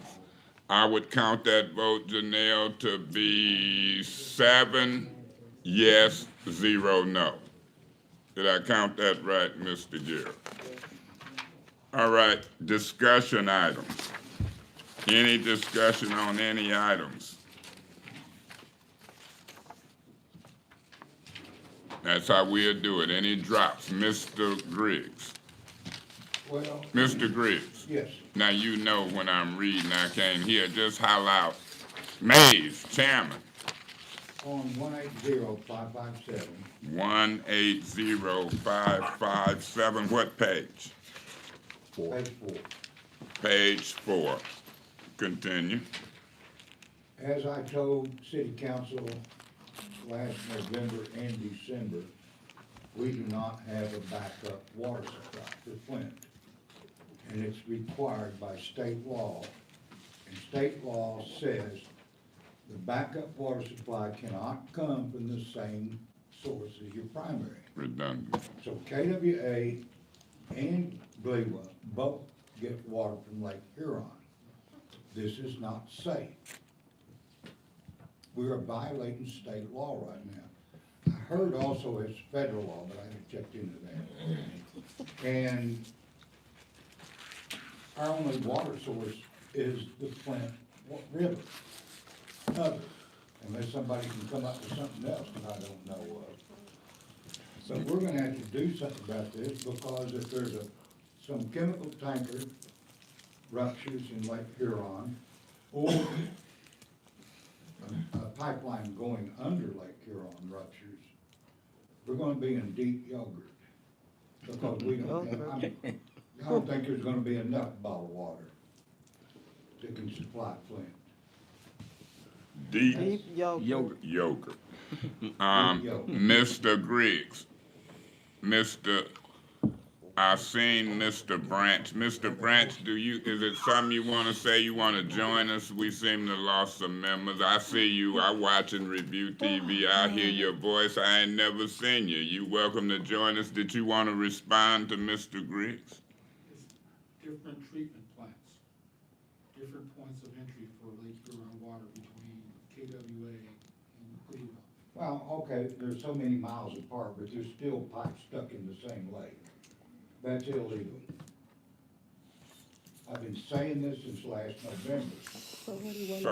So, Mr. Griggs, If it's illegal, then the EPA wouldn't endorse a plan that we would use. let's do this, Mr. Griggs. I've been around EPA and they don't. Mr. Griggs, let's do this. Since you don't believe and trust the EPA, and we had some bad experience with the MDEQ and the EPA, let's make a request or a referral. Let's ask, if you choose, because you've been talking about it, let's ask the legal department, make a referral on your behalf to the legal department to give you the law as it relates to a backup water system for a Michigan municipality. And hopefully Reed can hear that referral and get it to the legal department. And then we'll leave this on, and if they don't have an answer in 2 weeks, then we'll move it to a special order. Okay. So that would be my request specifically. Let's get Mr. Griggs a legal definition as it relates to a Michigan municipality backup water source, and we gonna see if the 2 different treatment plants suffice pulling out of the same lake, or we gonna see if it don't. And we gonna try to lay this to rest based upon the law and what we're hearing and seeing. Now, if we don't have it back by the end, now, Mr. Griggs, if you get it back and you see or don't see what you like, you can share it through our secretaries and staff with other council people by having them put it in their box and whatever. But I'm gonna be curious next meeting to see what has come to you. And if it ain't came to you, then we'll elevate it to a special order. Okay. Mr. Winfrey? Yes, could I make a friendly amendment to that? I think we need the definition of what the EPA determines a redundant water source. I think that needs to be defined. That's as what we well. have is a redundant. I understand, but I'm saying what the EPA determine, what their definition of it. I hear you, Mr. I'm Griggs, but talking state law, I'm not talking about the EPA. well, either way. So whether it's federal whether or it's state, federal or Mr. state. Woodson, all you gotta do is say, Mr. Chairman. Mr. Chairman, it's 1976, 2003, President Bush amended the 1976 Safe Water Drinking Act because of the 9/11 Terrorist Act, and you have to have a backup plan, a backup source, and it cannot come from the same primary source because somebody poisoned the Flint River. Then if you taking 2 of the same things, I mean, you taking water from the same source, then you still wouldn't have a backup plan. So that's, Detroit was going a long time without a backup resource, so that's why Gleewood had to take KWA as a backup source, but it's still from the same place, even though they still doing wrong. So it's under 2003, 1976 Safe Water Drinking Act where President Bush amended the 1976 Safe Water Drinking Act. Mr. Winfrey, were you done? Yeah, I interrupted you on purpose, but you didn't got that. object. So. I'm good. I just think we need to understand what whether it's the state or the federal government, what their definition of redundant.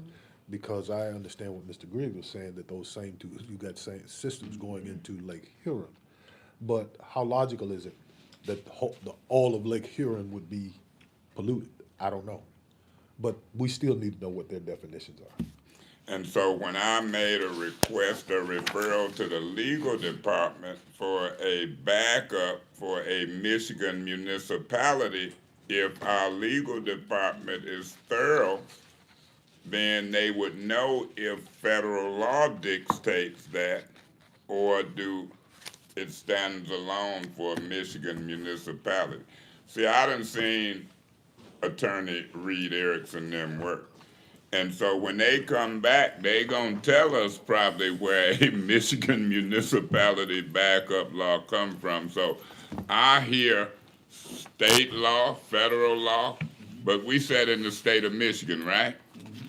And when people do law, state law can sometimes connect to federal law. But usually, and I guess, Reed, you can correct me if I'm wrong, a state law that contradicts federal law could be standing until it's dealt with through the courts, and it might conflict. So first, we'll take it step by step. Let's see what they come back with, and we'll then see also if it's jiving with state and federal or conflicting. Is it somebody, I seen a hand or something move? No? If not, then we're gonna proceed on. Did your hand move? Mr. Davis. Also, I think we might need to look into the contamination of the PFAS, because that's becoming a national conversation, especially in these Michigan lakes. So, now, I don't know, even they claim on that racer site, they're finding portions of it. But we need to keep an eye on all these sicknesses that's going on, and that contamination is another one. So Mr. Griggs absolutely right. If we do get contaminated with PFAS, what we do? And they finding it now, by the way. That's it. Well, Mr. Davis, what Mr. Griggs done talked about, if it's triggering you on what they say PFAS, Right. PFAS, whatever it is, they seen levels 1,000, 4,000 I read, parts per trillion. Mm-hmm.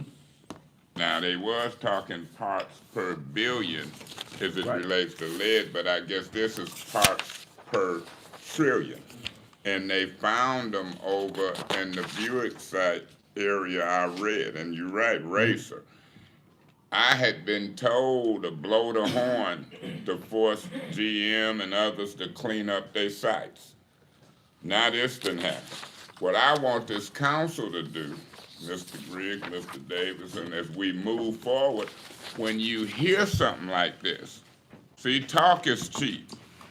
Start putting stuff in the form of a motion. And say stuff like do all things necessary, meaning draft resolutions, bring it for us to vote, do all things necessary in order to attempt to get those PFAS cleaned up ASAP.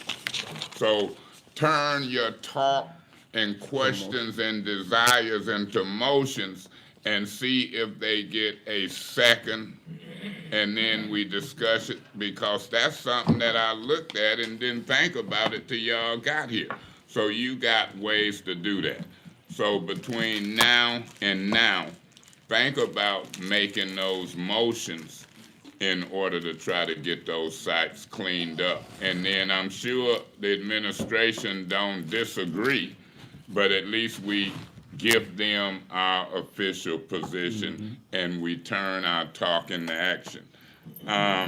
Any more discussion on any other discussion items? Ms. Galloway? I have, on page 6, 180055, a referral reprogramming unspent CDBG grant funds, from January. What page? Page 6, Page 180. Okay, I see it. Where I sent a referral asking, Ms. Wilcox. Ms. Wilcox, would you like to join us at the No, table? I just wanna say that this has been on there since February. And so I just asked for it to be done. And if I need to do, I don't know if I need to do a freedom of information. We don't have to do that. Well, but it's been on there since February. So what, let's turn it into 12th. action. And so I just wanna bring to her attention Look, Ms. that Galloway. referral, and then I'm gonna, There's a special order on what grants, talking about the same thing, isn't it? no, this is a request for the email that HUD sent. A copy of that email exchange. And so, so I just wanted to, since Ms. Wilcox was here today, I just. Let me say this to this council. Well, I just wanna say, you know what, Thursday nights, I have a set responsibility on Thursday evenings, and so I'm trying to stay long enough for the executive session, but I have to leave at 8:20. And so, I don't mean anything, but so when you guys see me leave at that time, Thursdays is a set responsibility that I have. And so I just wanna say for the record, I wanted to bring that up because I don't want it on your finance committee longer than it needs to be. And I don't wanna drop it because I do want that information. So you know what I'm finna say. I don't know. I'll tell you what I was finna say. Okay. We don't have to beg. Right. We can subpoena. Subpoenas ain't always just with people. You can subpoena documents and information. So that's all I was gonna say. If it's been on here that long and it's something that you really need, we can make motions and do things, and we don't have to beg. But, you know, what's up, Janelle? I would just like to say that at the last meeting, Ms. Fields asked for quite a number of them to be reset. That has not been done yet. We have a couple of horrible weeks with elections. I am working on it. If you'd like that one reset too, we can do that. It was, you did resend it. Oh, you didn't? Okay, yeah. But I just, since you was here. Well, you know, mention it.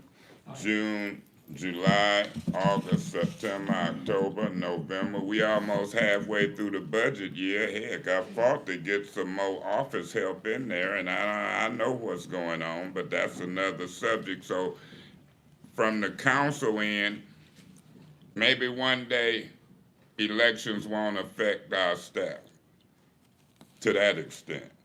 Maybe one day we'll see what was requested in our little measly office.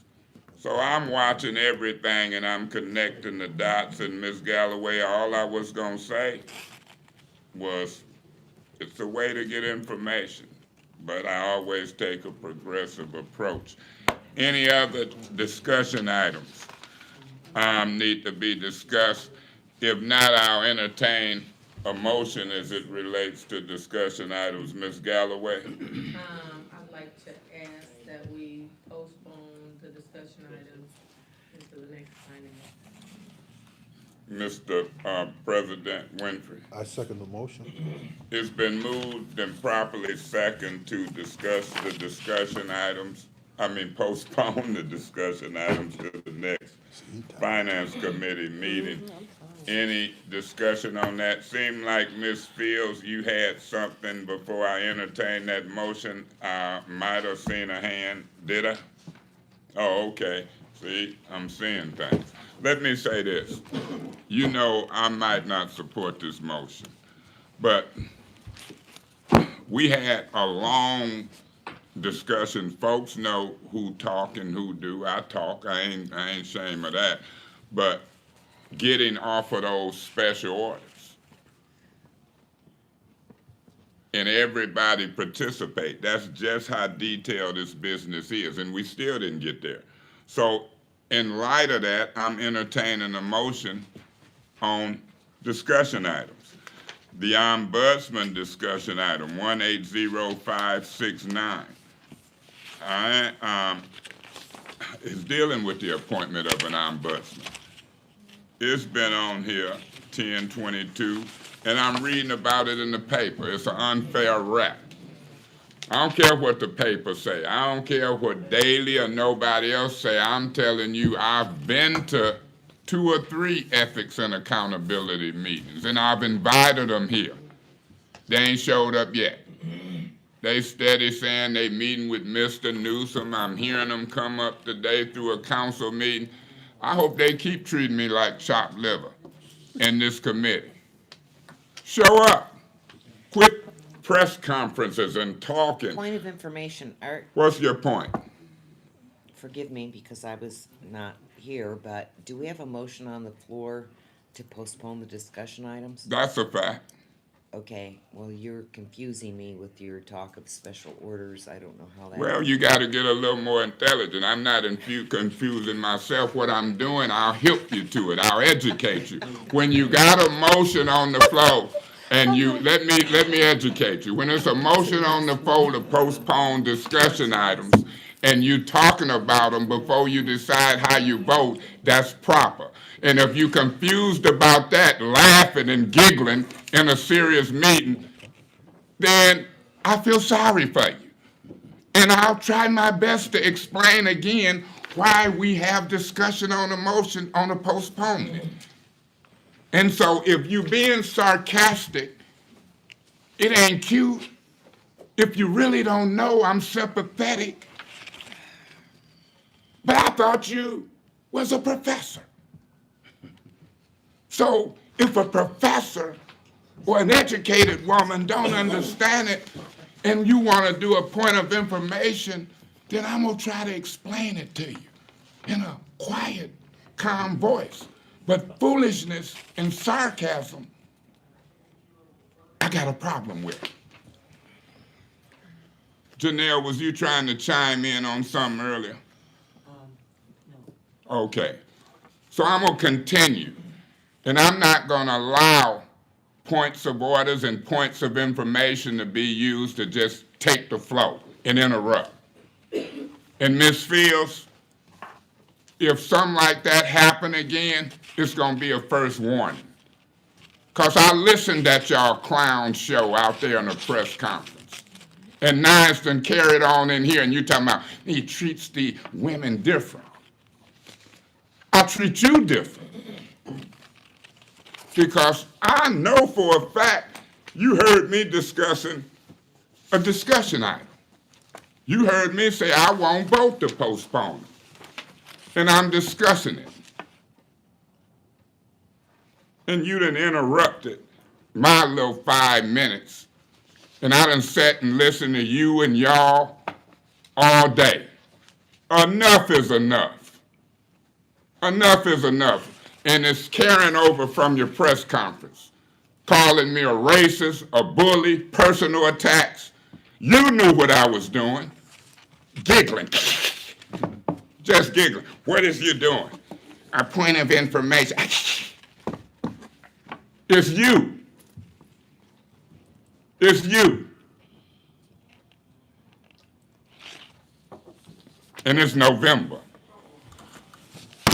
Now, if you ain't got no discussion and you can't make sense out of when other people do, we'll start making fun and jokes of your discussion in a motion.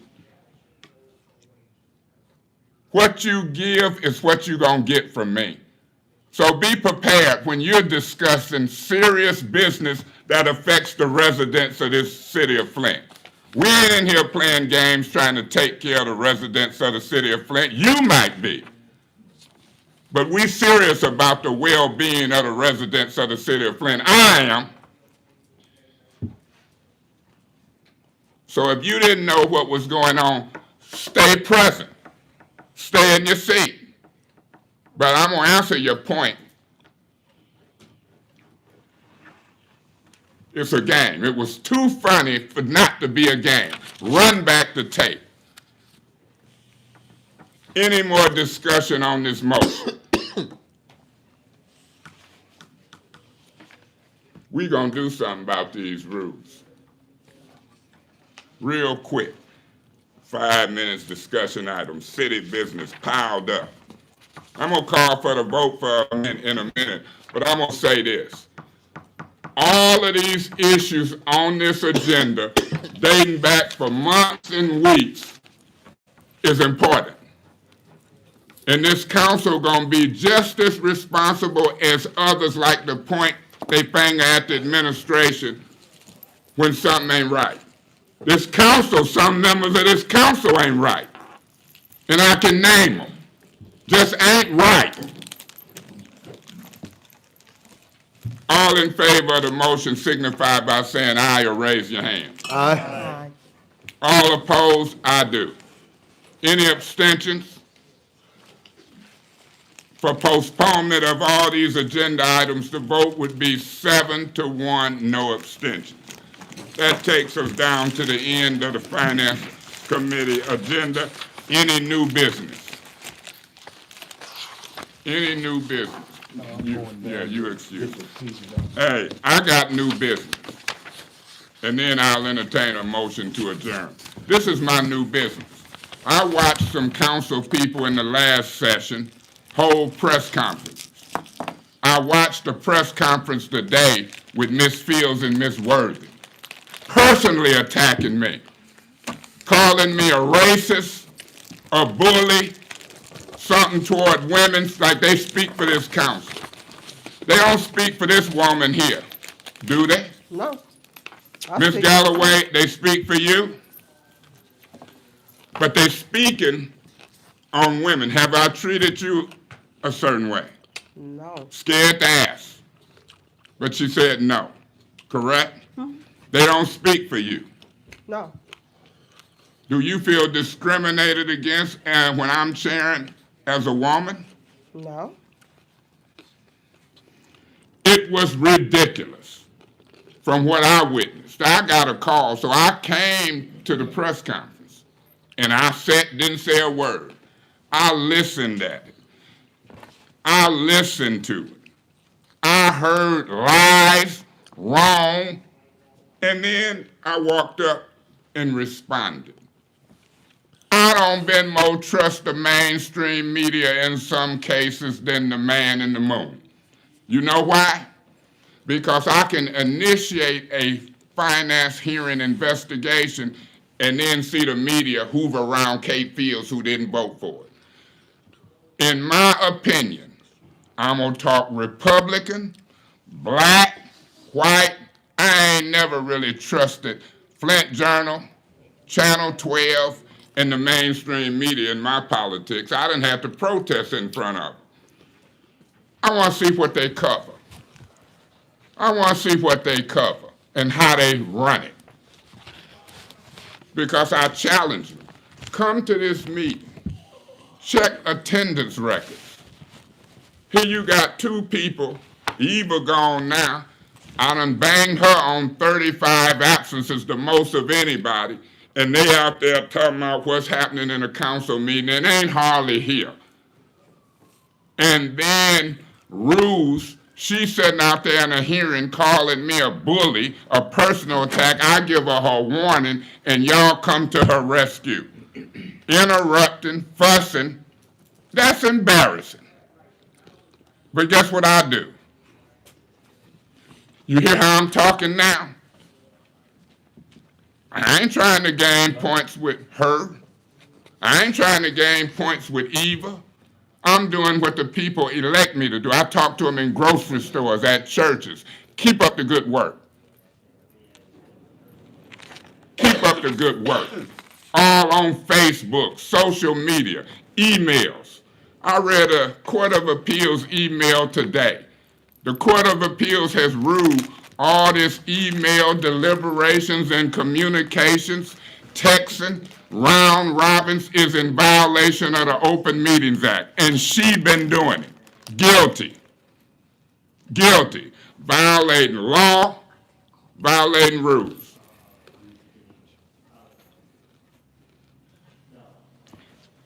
Press conference. Now, address it here. Talking about a vote of no confidence for this chairman. I told him we headed into reorganizational meetings Monday. I know politics. I smell it. She got mad when this council voted to be able to ask questions and resign. And then I'm kind-hearted, tell her she can have it back. Then she wrote a negative letter toward the president and spoke about what the president controlled. Now, the president don't control the first ward. We control ourselves. Quit being nasty toward people, Ms. Fields. Quit attacking folks. Quit breaking the rules. And then we'll conduct business. Stay in meetings. So I don't put up with it. I'm getting calls from all kind of people. You know about a 4:30 press conference? No. Eva weren't. I sat and listened to it, looked at it, just not accurate, lying. We've never broken a rule. Yes, you have. First, you got to learn them.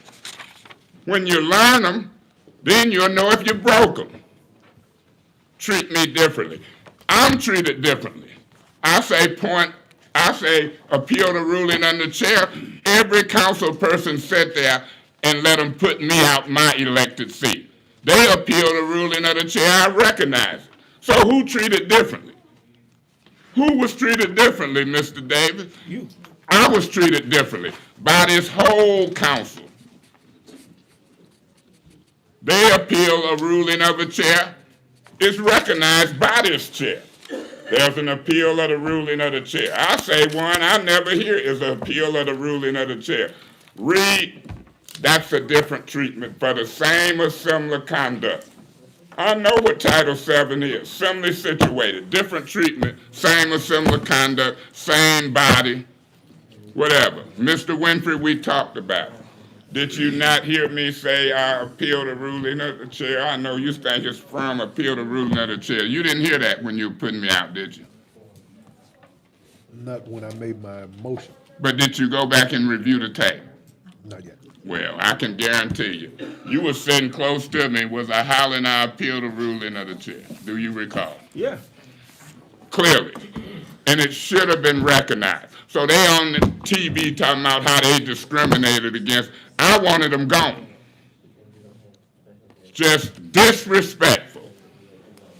I'm gonna wait till her and Gara finish talking because she ain't studying what I'm talking about. Is anybody else got any new business? Mr. Davis? Thank you, Mr. Chair. Just ignorant. I got some new business dealing with council rules. Sure. And this is is rule number 16.1 through you, Mr. Chair, to the legal department. 16.1. Proceed. Is this: any council person may move to vote immediately. Keyword here is may, not shall. If the motion is supported, debate will cease immediately. Wait a minute, it said if the motion is supported. And this is a motion to move immediately. Previous question called the question. Yesterday in that meeting, Ms. Worthing did not give me opportunity to respond. She called the question. Every council person got the right to respond. We got a right to debate an issue. You cannot call a question without a motion, and it must be a 2/3 vote to move in order for that to be in order. You don't, and I'm gonna read it again entirely. Any council person may move to vote immediately if the motion is supported. Debate will cease immediately. A 2/3 vote is required for the motion to carry. Failure to cease once it's approved, then you must cease talking. Y'all got it backwards. And then it will line up to parliamentary rule of Robert's order. And this is out the council rules. I wanted to make sure council rules didn't override Roberts. But they do. Yeah, they do. But, so this still line up with Roberts. This say, Somewhat. any council person may May. move to vote immediately. It didn't say shall, may. Right, but when they move and call for the question, then you have to ask, is there a second? Right, you ask is a second, then you support a vote. That's Right, correct. that's right. And it takes 2/3. 6 out of 9. And this is not a, this is not a, what's the word, the motion, this is more of an incidental It's not a motion. privilege. It's not a motion. privilege. You have to have the flow in order to call for the question. Right. So I would, Okay, but what I'm saying is this. If you check Robert's rules, if we would put this one motion back to where it belongs in Robert's rule, it'll stop a lot of conflict. Because Robert rules say this is not only a, go well, ahead. what we want to do is put in there that after each council person has been able There to you go. speak, then you There you can go. call for the question. We can put that in our Everybody's rules supposed to have a versus right to Robert's debate. rules. You should not They've call been for a using question it to without- say what they want to say. And And shut it even down. Kate and them been trying to shut That's how everything it down. Then they want to argue and fuss about what they ain't allowed to do. You cannot close that debate until everybody had an opportunity and everybody debated, because we supposed to be handling business. Yeah, see, I don't like people who throw the rock and hide their hand. They That's can what it see is. everything you do wrong, but they can't see what they do wrong. Yep. Just nasty. I ain't never stood and took this long of white folks calling me a racist. That pisses me off. standing loud and proud. I don't even know if black folks can be racist. They might be prejudiced. Good luck. And I want to talk about it. Talking about residents come in here. This is a bully. This is a racist. Fanning the fire of racism. Publicly.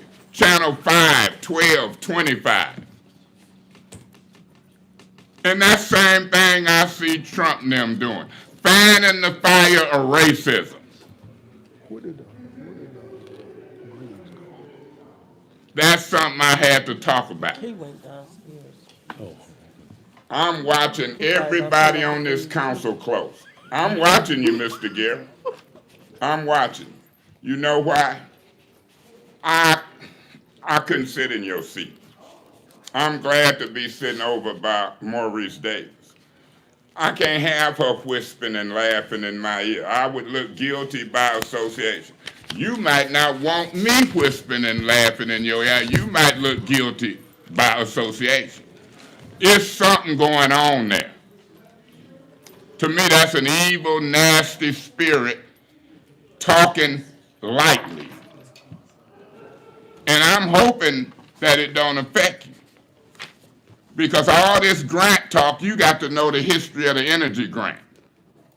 You got to know the history of the energy grant that Ms. Fields was dealing with this city. Right. You got to know the history of folks calling other folks racist.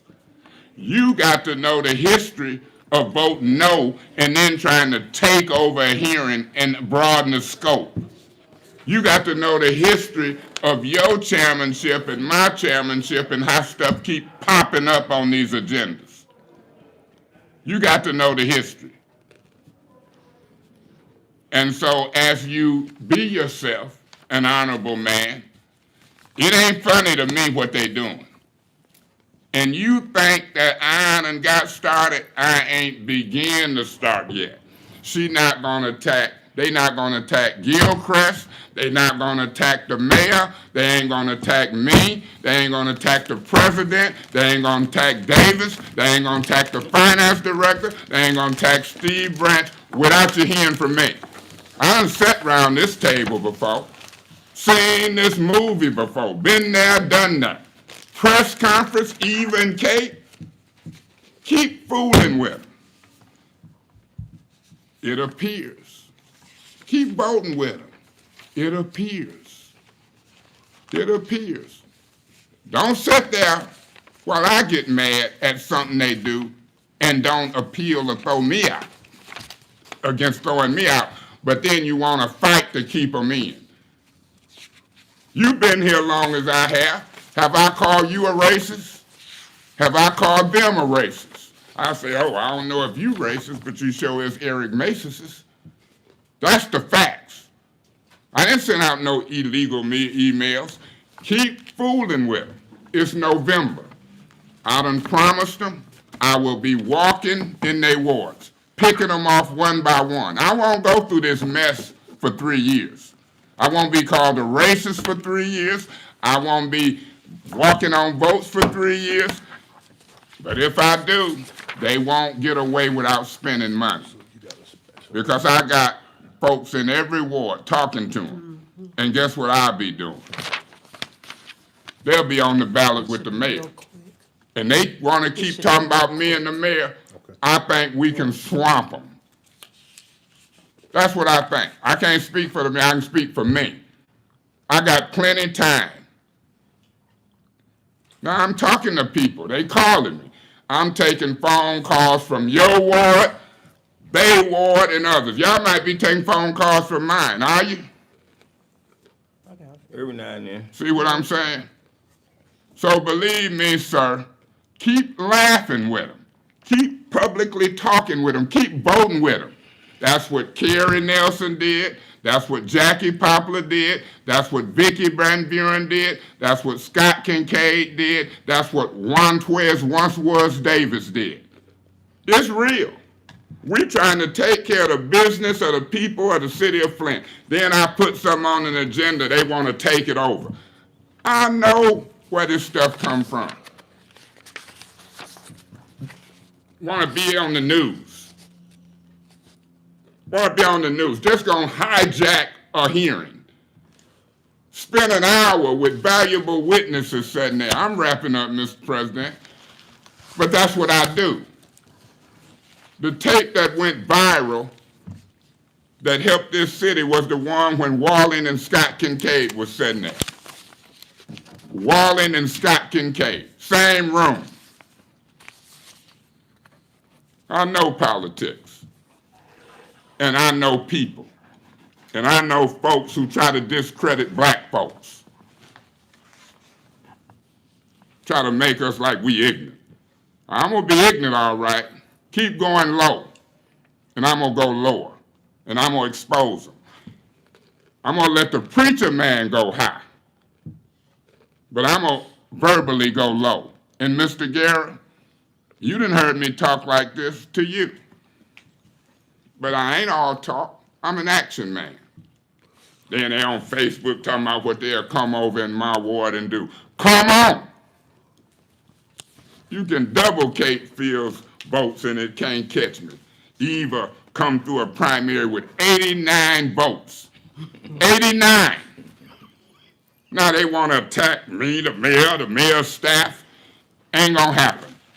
I'm finna take my Blue Cross card, pass it around to y'all for listening to me, charge me for therapy. But when I pull out my credit and debit card and my little cash, it ain't therapy no more. It's gonna be some action. Enough is enough. A press conference, them two? Let's see what the mainstream media do. Right. Because if the mainstream media want to hop in this game, I'm going to hop on 1420. I'm going to hop on Channel 17. I used to have the Eric Mays show. Ain't nobody told me to shut up then. It was very popular. It'll be popular now. I'm popular. You better be careful fooling with them clowns. And I'm not going to be personally attacked and not tack back. They this close, Attorney Erickson, before I start really telling what I think. I done had a year to assess them too. I entertain a motion to adjourn this Finance Committee meeting. Mr. Chair, I move that we adjourn the Finance Committee meeting. So motion to adjourn, is it second? Chair, a second. All in favor? Aye. Aye. All opposed? Aye. Now, y'all ready to go? I'll entertain another motion. That motion failed 4-1. It takes 5. But I'm trying to show them how important 5 votes is. Don't y'all turn this power over Monday to that foolishness. Right. Let me be the foolish one. Right. Don't turn it over to that foolishness, Mr. Davis, Ms. Winfrey Carter, Mr. Winfrey. Don't y'all leave me in the middle of that foolishness. God bless the city of Flint. When this motion passes, I'm going to say amen. I'll entertain another motion to adjourn. Mr. Chairman, Madam Winfrey Carter, I'd like to make a motion that we adjourn the Finance Committee meeting. it's a motion. Is there a second, Mr. second the President? All in favor signify by saying aye. Aye. Aye. All opposed? Any abstentions? This Finance Committee meeting is adjourned. Praise the Lord. Amen. Hey, I don't be, I keep a sense of humor, Legislative but I have to Committee talk like meeting will that. come I to listen the, to come too to many order. preachers. And what is the body's pleasure on these ordinances? Mr. President, Councilman Mays. if there's ordinances on the agenda in Legislative Committee, I would move those ordinances to council. These would be 180-523, 180-567. I would move them to council. It's been moved. Is there support for that motion? Councilman Davis? Mr. Chair, I second that motion. It's been moved and seconded. Is there any discussion on those ordinances? Councilman Garrett? Wasn't there a reason we kept postponing, 180523? I'm pretty sure it was. So I don't know. Are you asking me, do I remember? Is that Yeah. your question? No, I don't remember. Who we said- Janelle, do you know why we kept postponing this? I wasn't at the meeting. I can tell you, I think. Councilman, help us out. They had to do some wording, I heard. It was some wording issues and things wasn't exactly right. It's what I heard, and I recall something of that nature. Okay. You got Ms. Wilcox here. I would be curious to know if she feel this thing is ready to go. You got the city attorney here. I would be curious to know if they feel it's ready to go. I haven't read all of the attachments as to this, but I'm curious to know Mr. Branch and Ms. Wilcox and city attorney who can shed light. Is it ready to go? I was not at the meeting last week, so I'm not sure, and I would defer to the city attorney regarding the questions that were raised. I understand that there was conversation about the language, but I would defer to the city attorney's office. If there's some questions, Mr. President, I have no problem moving it to special affairs, but Okay. Janelle? It's my recollection that they were still trying to decide if the one that you guys passed a couple of years ago was still valid. If that question, I think that's why it was postponed, to get clarification on whether it was or it wasn't. And I wasn't at the meeting last Okay, week, okay. so I don't know. Okay, then here's what we'll do.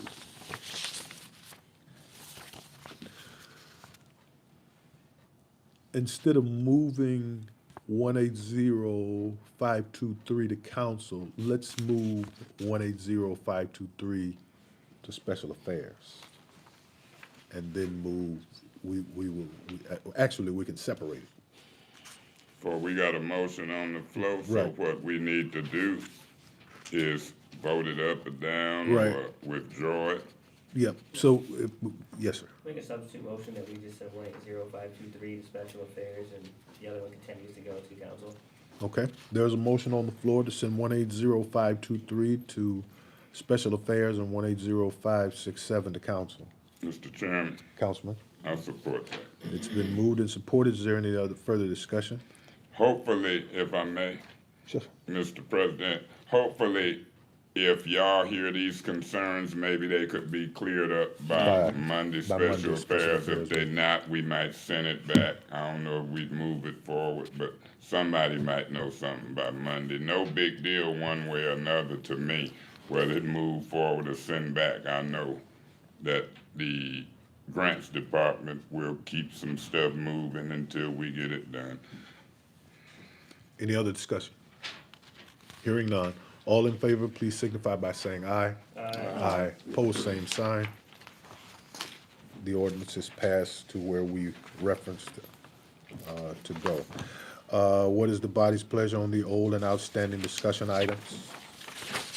Mr. Chairman, Councilwoman?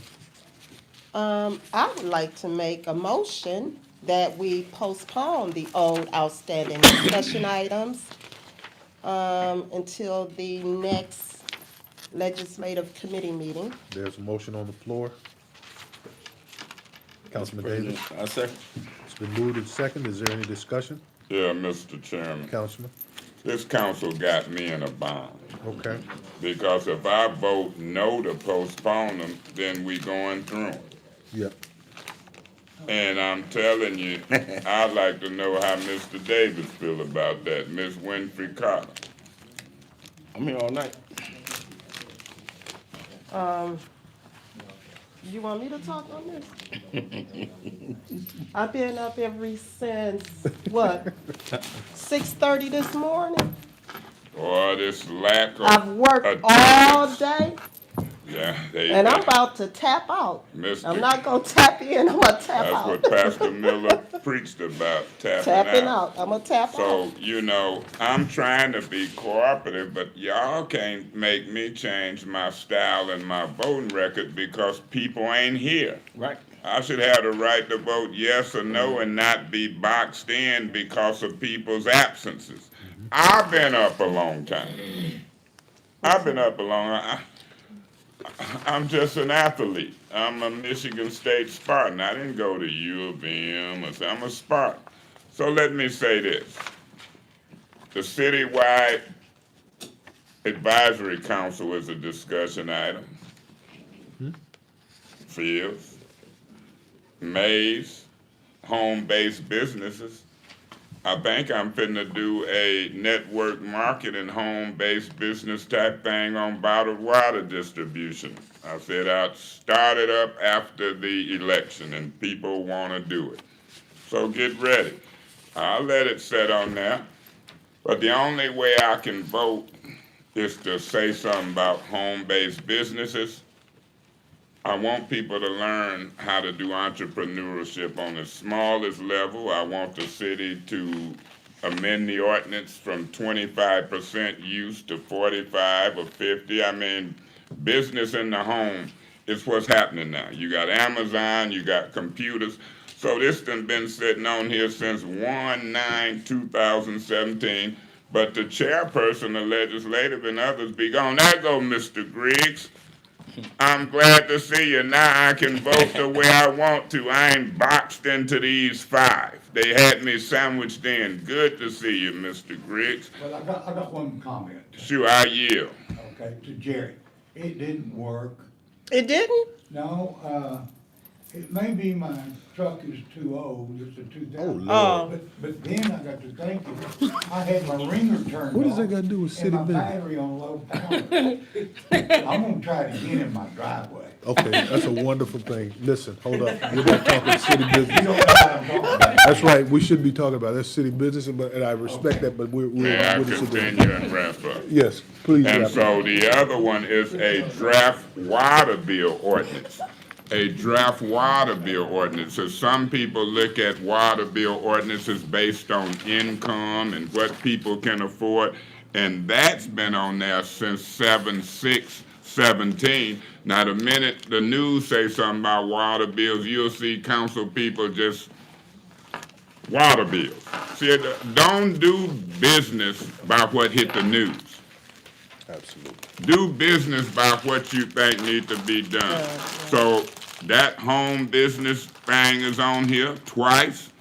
Drafting an ordinance for water bills, blight and stuff. I had a man call me, gave me the description of a red Astro van. He gave me the license plate number.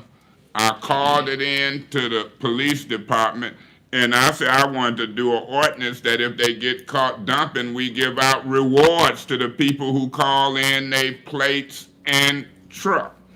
And so I'm trying to get these ordinances done. Now, that's what legislative is. We created an ordinance to stop folks from going back more than 6 months, Right. on estimates. Mr. Newsom referred to it. Our power is in legislative. So I don't want council people, oh, we're a co-equal branch of government, we're the legislative branch. I'm gonna tell that the council ain't doing that. Well, we doing something. Let me not go overboard. We ain't doing what we could do. So, there we go. Miss Fields, lobbyist fee. To me, always chasing the negative. Mays, item on parking lots.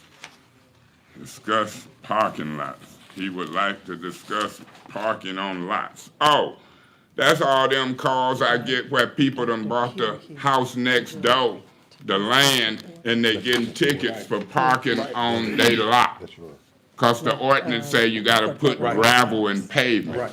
I ain't gonna make them put gravel and pavement. This is what I want you to do, Reed. Pull, if I may, Mr. Chairman, through you to Attorney Erickson. Proceed. Proceed. Thank you, Mr. Chairman. I want you to pull the ordinance that talks about parking on lots that say you gotta put some type of gravel or pavement. If the car is operating and it's theirs and they done bought the lot, I'm gonna amend that ordinance. The people I represent wanna park on their lot next to their house. And so I can play with that if the car is operable. I ain't talking about junk stuff. I see you looking, Mr. Grizzly. I'm talking about operable, good cars with plates. They killing me out there. Now, we've been working with them, Steve, the administration and, others we've been working with. But I want to change the law. So legislative is an important committee.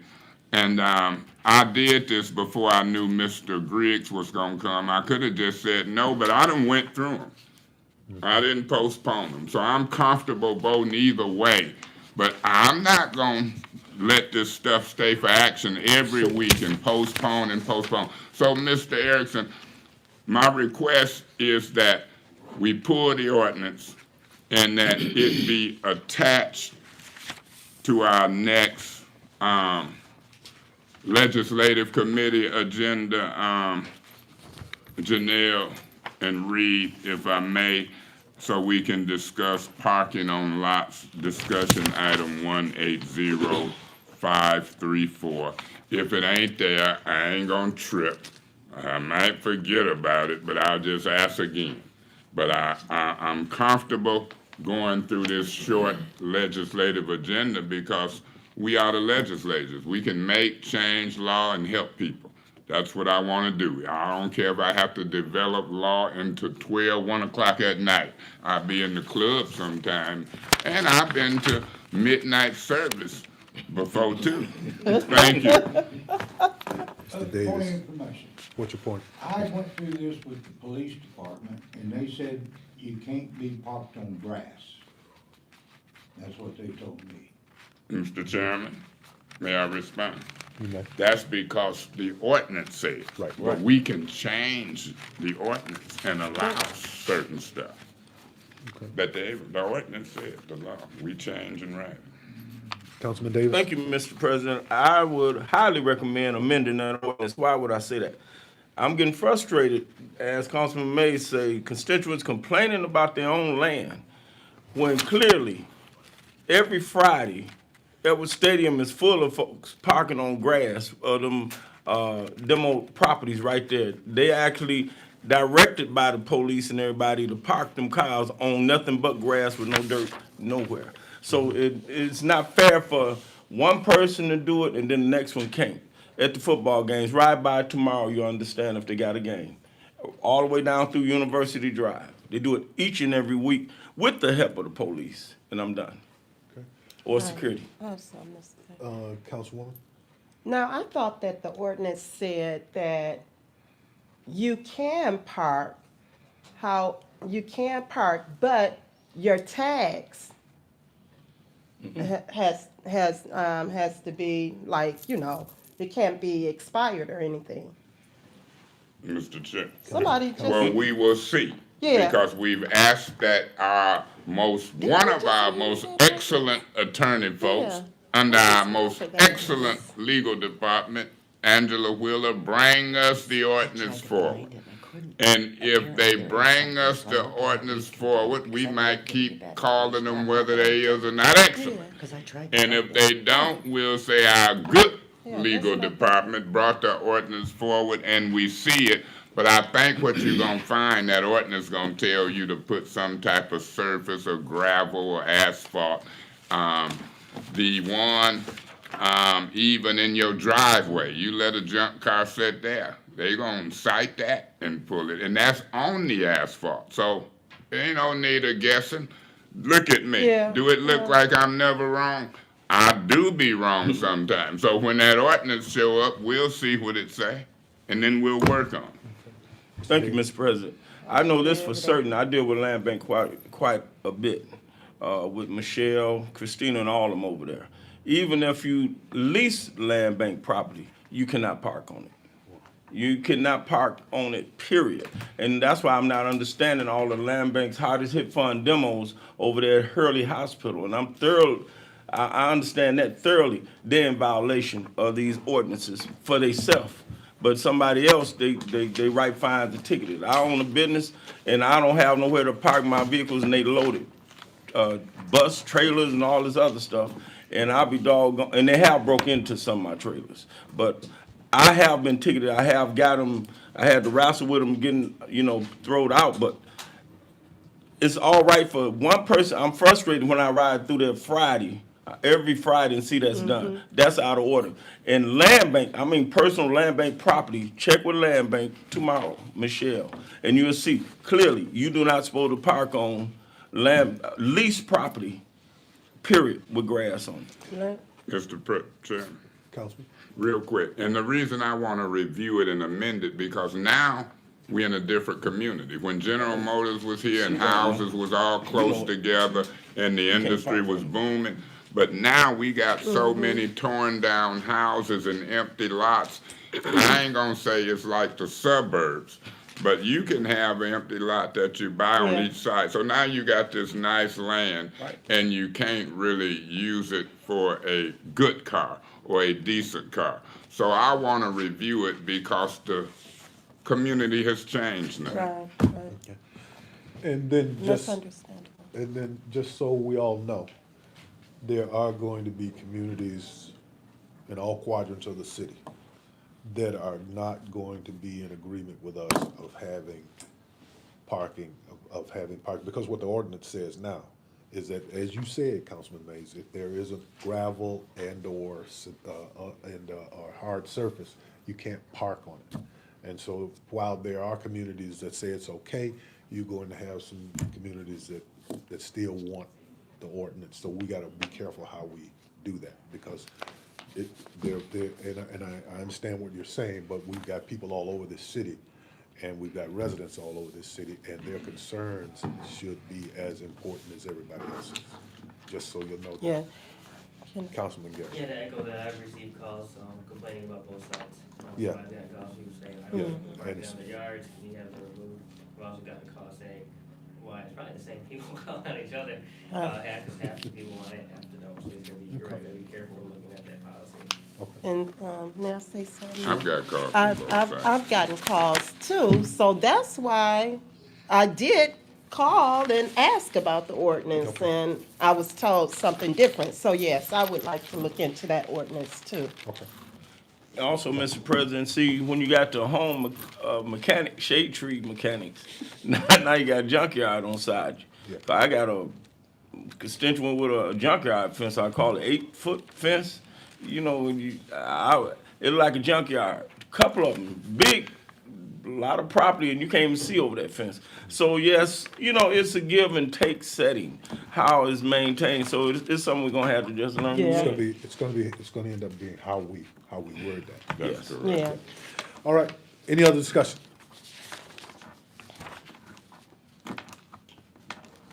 Hearing none. Well, listen, so Councilman Mays, how do you want us to do then do you still want these, outstanding discussions to remain? Yeah, I didn't ask that they not Okay. remain, plus I got some action moving on one of them. Okay, And so I think Janelle and Reed kind of picked up on it, but if they believe me, I ain't gonna trip. If they busy with other stuff, we'll get there, but I'm starting movement. okay. So the motion on the floor is to postpone. Is there any other discussion? Hearing none, all in favor of postponing the items, please signify by saying aye. Aye. Opposed, same sign. All right, discussion's item Who did it? good. Is there any new business? Hearing none, Councilman, Mr. Chairman, okay, Councilman You gonna Garrett, make and a then motion. Councilman Mays. You can yield, Councilman, thank you, Councilman Garrett. Under new business, I just want to say this real quick. Y'all think I can do anything quick? Under the passage of the the recreational marijuana, a lot of people is celebrating, Michigan got recreational marijuana. Some people are saying, oh man. But the majority of Flint and Genesee County voters voted for it. The majority. You gotta look at these numbers, because here's what y'all just said in the discussion about the parking. And I done got calls from both sides, so I won't word it a certain way. But it's different on this next legislation. A lot of people voted all across the state, but you gonna have your own personal beliefs. And so you gotta now decide, do you opt out?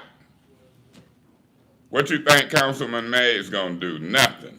If we do nothing, it's in Flint. If 5 or more council people vote to opt out, can you weather the storm? You might can weather the storm, but you're gonna have people hollering, we voted for that. You're gonna have people cheering, good job. So we got some decisions to make. And I'm here to tell you, that's gonna be a decision. Because people talk about what people say. Well, what do they say when they vote? It's gonna be a tough decision. Through you, Mr. Chairman, to Attorney Erickson. Do you think that I'm kind of wording that right? If we do nothing, Flint got it. If we vote to opt out, 5 or more, Flint ain't got it. Yeah, that's correct. So the default is medical marijuana, by contrast, was opt-in. The default is you're not participating. The recreational initiative language is taking the opposite approach. Municipalities have to affirmatively opt out. I think the consensus in the legal community is that it has to be an ordinance, not even a resolution. And that would prohibit the licensed facilities from being able to come into Flint. That would not stop individuals from being able to have the legal amount of marijuana in their houses to grow and use it, as well as to transport marijuana freely from another municipality where they're allowed to legally purchase it.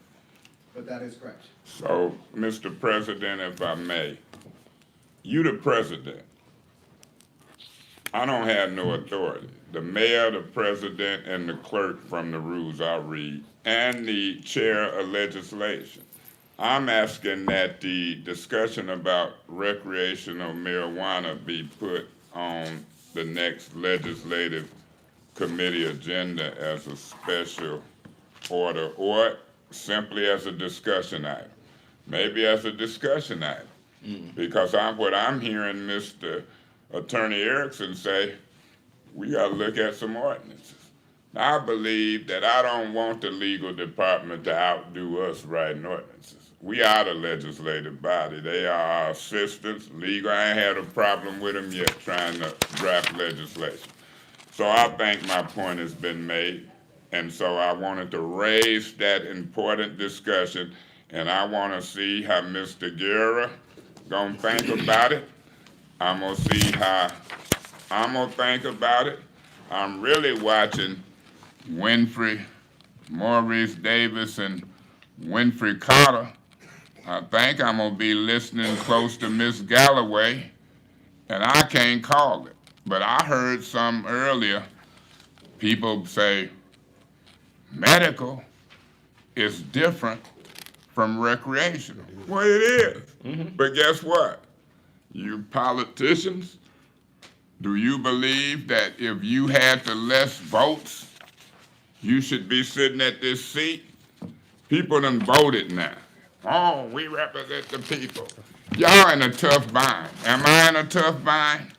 I just want us to think about it, and we'll see what we do. Guess what I'm gonna do? You know what I'm gonna do? Am I the only councilman that come out public and say I'm voting yes? You did? Boy, you got nerve. You like me. You gonna end up be better than me when you get old and 60 like me. Thank you, Mr. President. Councilman Garrett and then Councilman Davis. I was Wait, gonna, oh. question, actually, I asked a question, through you to Mr. Reed. Sure. Erickson. When does that go into effect? After the 10 state- days after, sir. So, the law will go into effect 10 days after certification of the election. So I've heard it could be certified by Thanksgiving. it could Time be in mid-December. December. It's gonna take, because every county has certified, and the state board of canvassers has to certify the election. And then 10 days after that, the law will go into effect. Right. It will be another year after that for the state to get all of its rules ready and to start handing out licenses. So in fact, you're going to have a year where you can legally possess and use marijuana. You can grow it yourself, so a lot of marijuana grow is probably gonna be purchased, because you can't purchase it from there are gonna be no licensed facilities for a year. So there is gonna be a gap between when you can legally possess it and use it and grow it yourself, and when you can go into the 21 and up medical or recreational marijuana retail store and buy some. What a country. Councilman Davis. Thank you, Mr. President, through you to Mr. Reed. Federally, it's still illegal, correct? That is correct. Okay. So you can grow. And also, an employer still can drug test by hair or whatever and be determined to get rid of your job. You lose your job from marijuana. Or not. So to me, I worded legal, illegal. Alcohol you can buy, but you can't open it. You can't have it in your car. You say you can transport marijuana. Now, go ahead. Transfer? Yeah, we cannot make it illegal to move it from another community into Flint. even No, if- not that. I'm saying personally, I got my stash on me.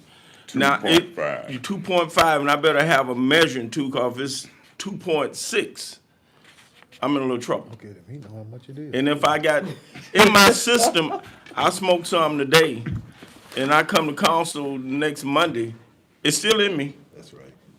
I'm high. If I do something wrong or get pulled over, Councilman Davis pulled over for intoxication and marijuana. You don't even. It's legal, smoke. illegal. No, but if I may, Please. that's my field now. Oh, good. The marijuana doesn't begin to move from your system until 30 days. That doesn't mean you're still high. If it's in my, Because if you high, No. if you smoked something last week and you still high today, you don't need to smoke none. no, I'm saying if I was the eyes of police, state boys. Yeah, but it'll show that you still have. It doesn't show that you're intoxicated. A Right. job. is So they can messed tell if up. I'm intoxicated on it.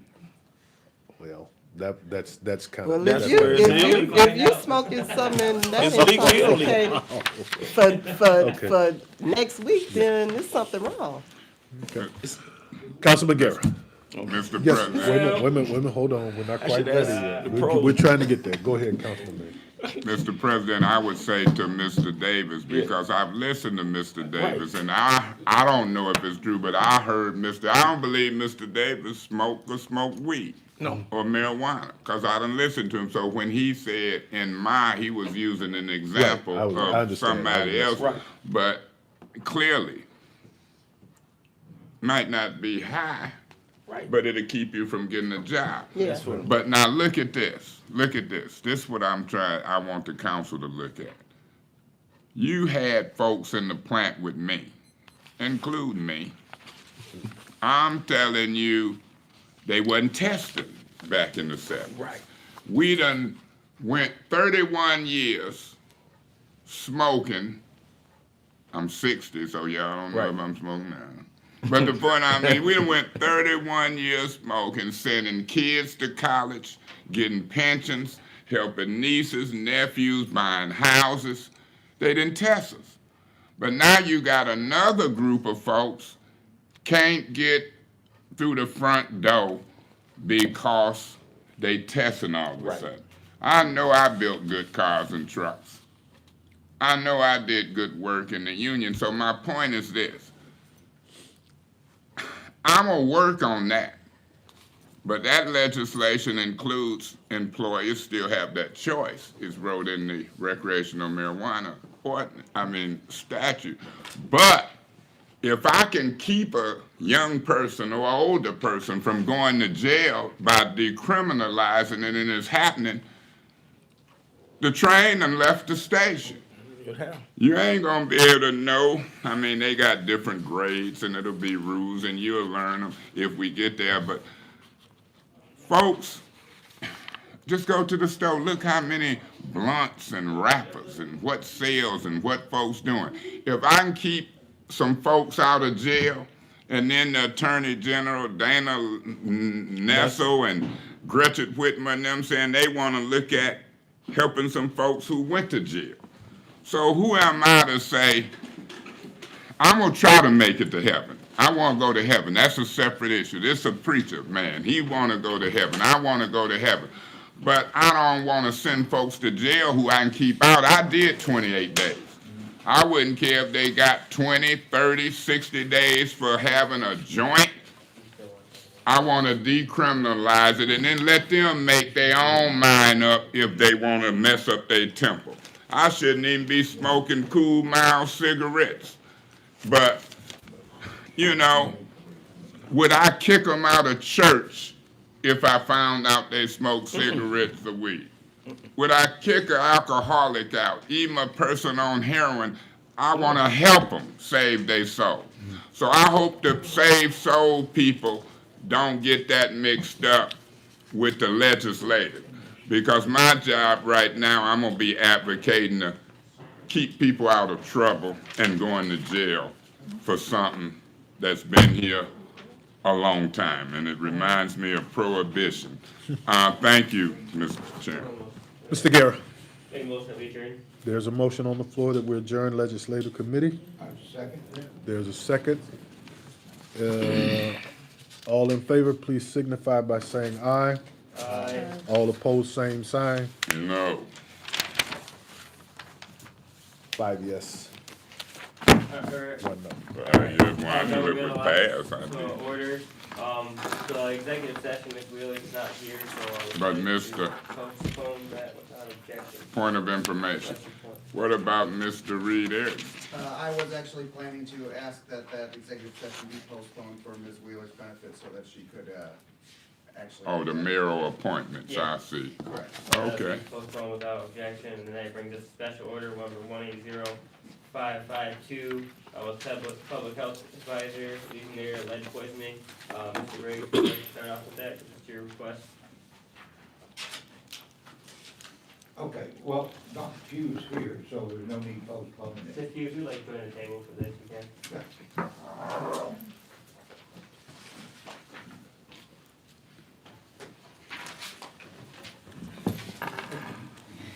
Thought you'd be at home Nah, she knew she was.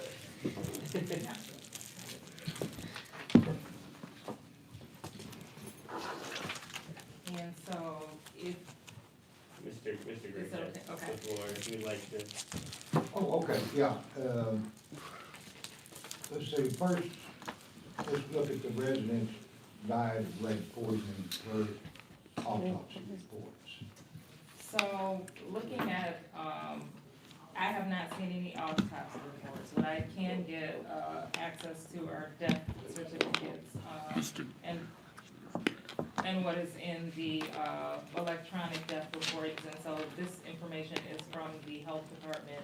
And so just so that you know, and I think you and I talked about this previously, it's what's always reported on a death certificate is not what matches up to some of the records that we have. So just, and you said 10 years, so, if I went from 2005 to 2015, according to Legionella or Legionnaires being listed as the underlying cause of death, there's 3, 4, there's 7 deaths that are listed here. However, what's reported in Michigan, or MDSS, which is Michigan Disease Surveillance, there were 12 deaths that were reported. And so, based on, and I think you and I talked about this before, is that what is the cause of death may not be, for instance, let's say that someone has Legionnaires, it may be reported that they died of cardiac arrest, or they died of oxygen, a deficit of oxygen. So the way that the health department, the Genesee County Health Department, started looking at the death rates for Legionnaires was during their stay, if they were diagnosed in a hospital, if they were diagnosed with Legionnaires, or if after 30 days after discharge, they had, they died 30 days after death, and they were noted as having, or dying of Legionnaires. And so that was in 2014, 2015. So we had 12 deaths and we had 90 cases. 12. Yeah, 12 deaths. Well, it's probably been more, so I'm just going by what, and that's why I made clear that that was 2014, 2015. But you understand why it was difficult for them, why the recordings were noted differently. I don't have 10 years of data right here in front of me. I have 5 years of data that is here in front of me. And so from 2010 to 2015. From 2010 to 2015, according to Michigan Department of Health and Human Services, they have 7 cases that I'm counting of Legionella or Legionnaires as the underlying cause of death. However, we have to be careful with how we're comparing how things have been reported here for Michigan Department of Health and Human Services, how things are being reported from the Michigan Disease Surveillance data that's coming from Genesee County Health Department. What is here from the underlying cause of death, from the death records that you asked for, is underreporting of the cause of death as Legionella, Legionnaires. Okay. I know that when my late wife died of breast cancer, her death certificate said breast cancer. For congressional release from Congress. Congress has to release the money first. And they have not done, they've released home and ESG, but not CDH. And you asked the same thing of lead poisoning, and I don't have any death records, and death due to lead poisoning, the reporting of that on a death certificate is going to be scarce. Number one, deaths due to lead poisoning has decreased tremendously in that, I think 1990, there may have been another case, I don't have it in front of me, but not here. I don't even think that was in Michigan, but there have been very few deaths due to lead poisoning. The reason I ask this is people are making statements, 7,000 have died of lead poisoning in Flint. And where did you see, I haven't seen that report. Oh, it wasn't a report, it was Okay. hearsay on Okay. like Facebook or something. Is this? Things are getting out of hand, the way people are talking about Legionella or lead poisoning. Matter of fact, they're calling poisoning, Flint poisoned us, or the river poisoned us. I'm not seeing any evidence of that. It's just I'm trying to squelch some of these rumors. Well, those numbers, I've never heard those type of numbers or seen them written, but if you do see them, I would forward them on to me so that I can see what the source is. You bet. But, again, it's difficult, especially when you're talking about environmental exposures. We can talk about correlation, as far as exposure and lead is, you're exposed to lead, but it's very difficult to look at causation. But hopefully that has answered some of your questions. Okay. It does, thank you. Okay, and if there's anything else you need, just let me know. Mr. Thank you. Ray? Yeah, thank you, Mr. Chairman. Ms. Pugh, good to have you in council meeting. I do have some concerns about PFAS, water contamination. Mr. Davis brought it up. I've been reading about it. 4,000 parts per trillion, these levels. We need to get some folks cleaning up. Here are some meetings coming. They ain't meeting with me, but we need to be hollering loud and clear, clean up them sites. And so have you been involved in any of those meetings as it relates to that cleanup and PFAS is in the area of public safety? Mr. Branch, Ms. Pugh is here. We really is watching and looking and seeing who can help get that stuff cleaned up.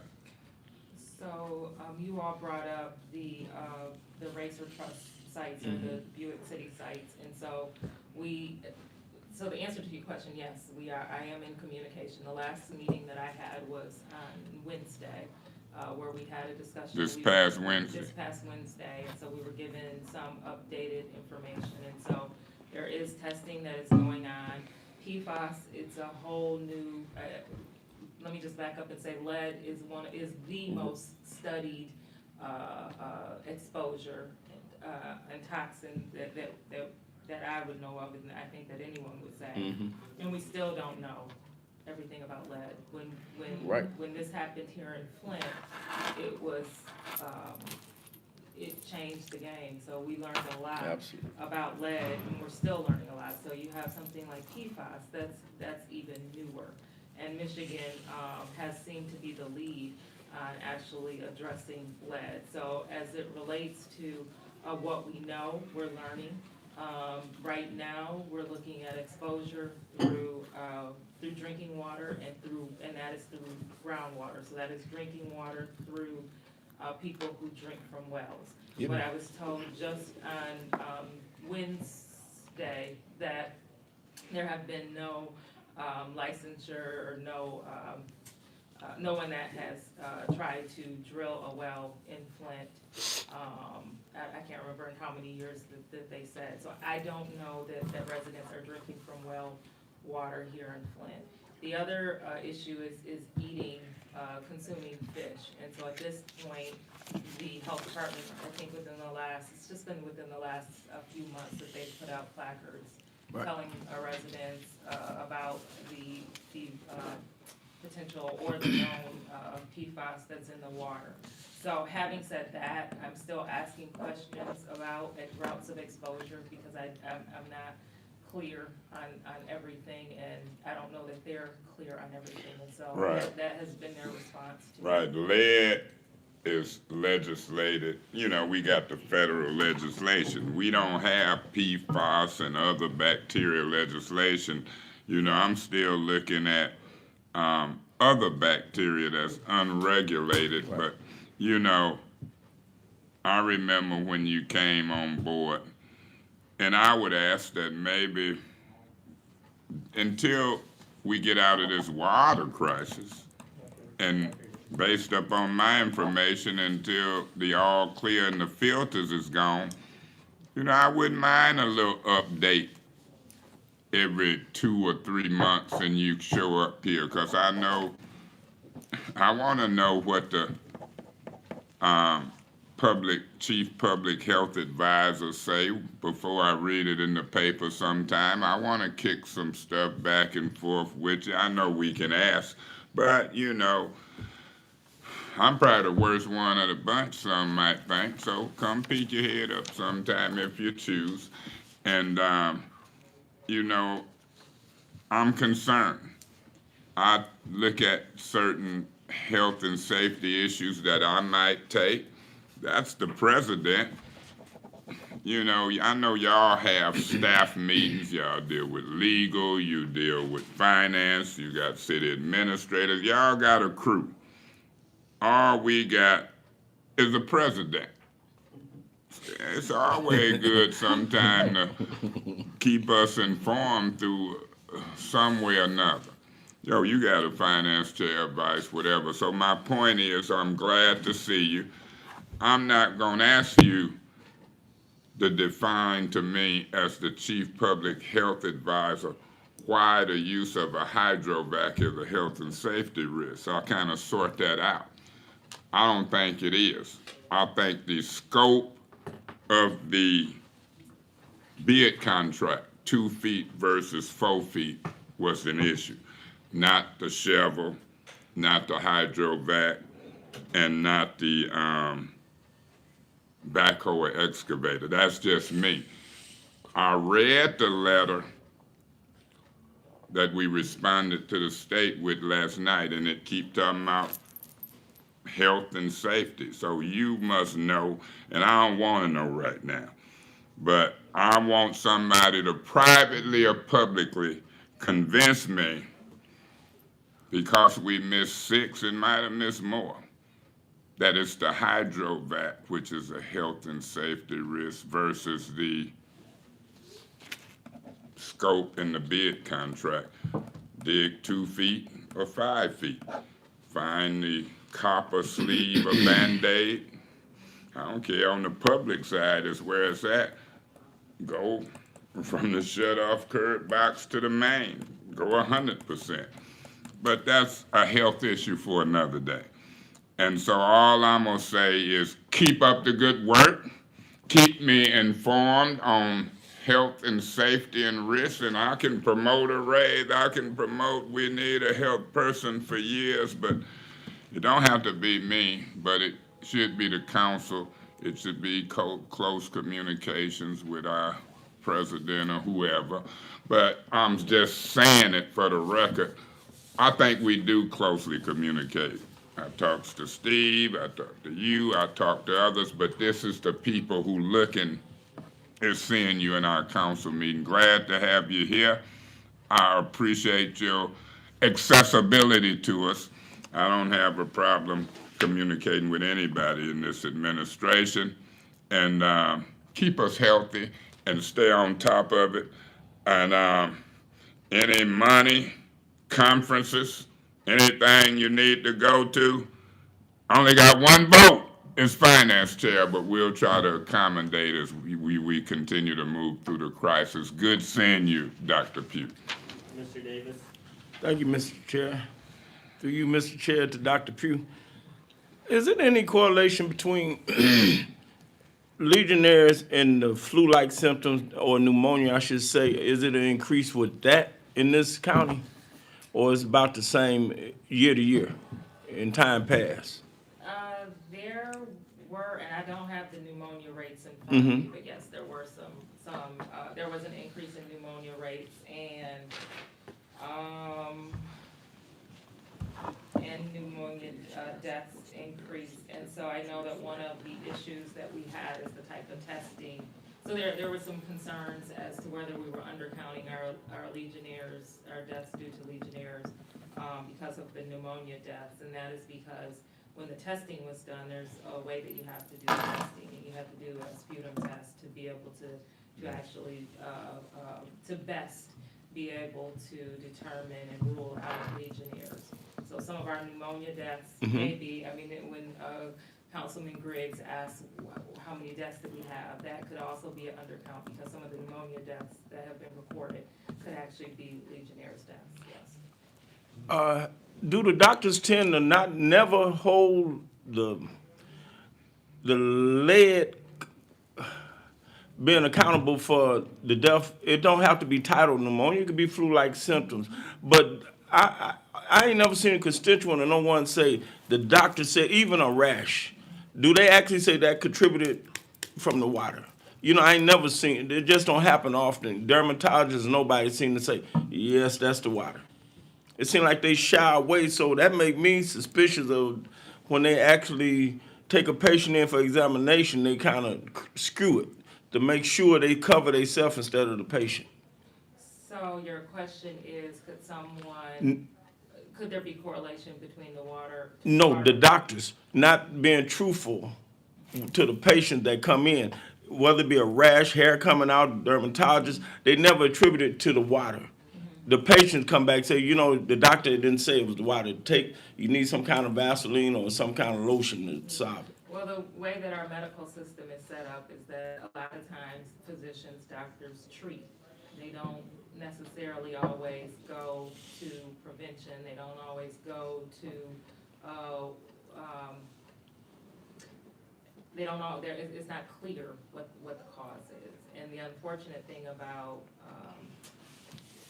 making, again, when you link causation to an environmental exposure and a health outcome, there's ambiguity there that's long been.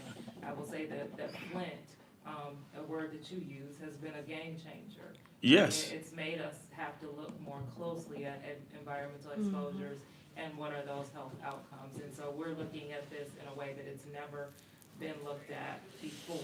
So I will definitely say that to physicians, and sometimes physicians just, again, it's the focus may be more on treatment than it is on making sure that people know what caused that health outcome. Right, because see, and that's something that we've struggled with between public health and as a physicians seeing one patient. Well, the reason being, Dr. Pugh, you know, it's more dialysis, the venous dialysis and dialysis center pop up, kidney failure. I'm sure we always, lead is at the top, but the other chemicals that people ingesting as well as on my side of town, it ain't enough people to keep that system flushed. You know, they got to put more chlorine on it, lasts so long in water. And after a while, fluoride and all them caustic chemicals could cause cancers or other ailments, and especially in the elderly population. And it just seemed like it's a drop of the ball on that medical side of the community when it comes to elderly population. You know, even with the funding that come down, because it tend to be most of the grants that come down be from kids 6 and under and pregnant women, when no one should ingest, not even a cat or dog, ingest this type of, you know, I'm gonna use the word poisoning.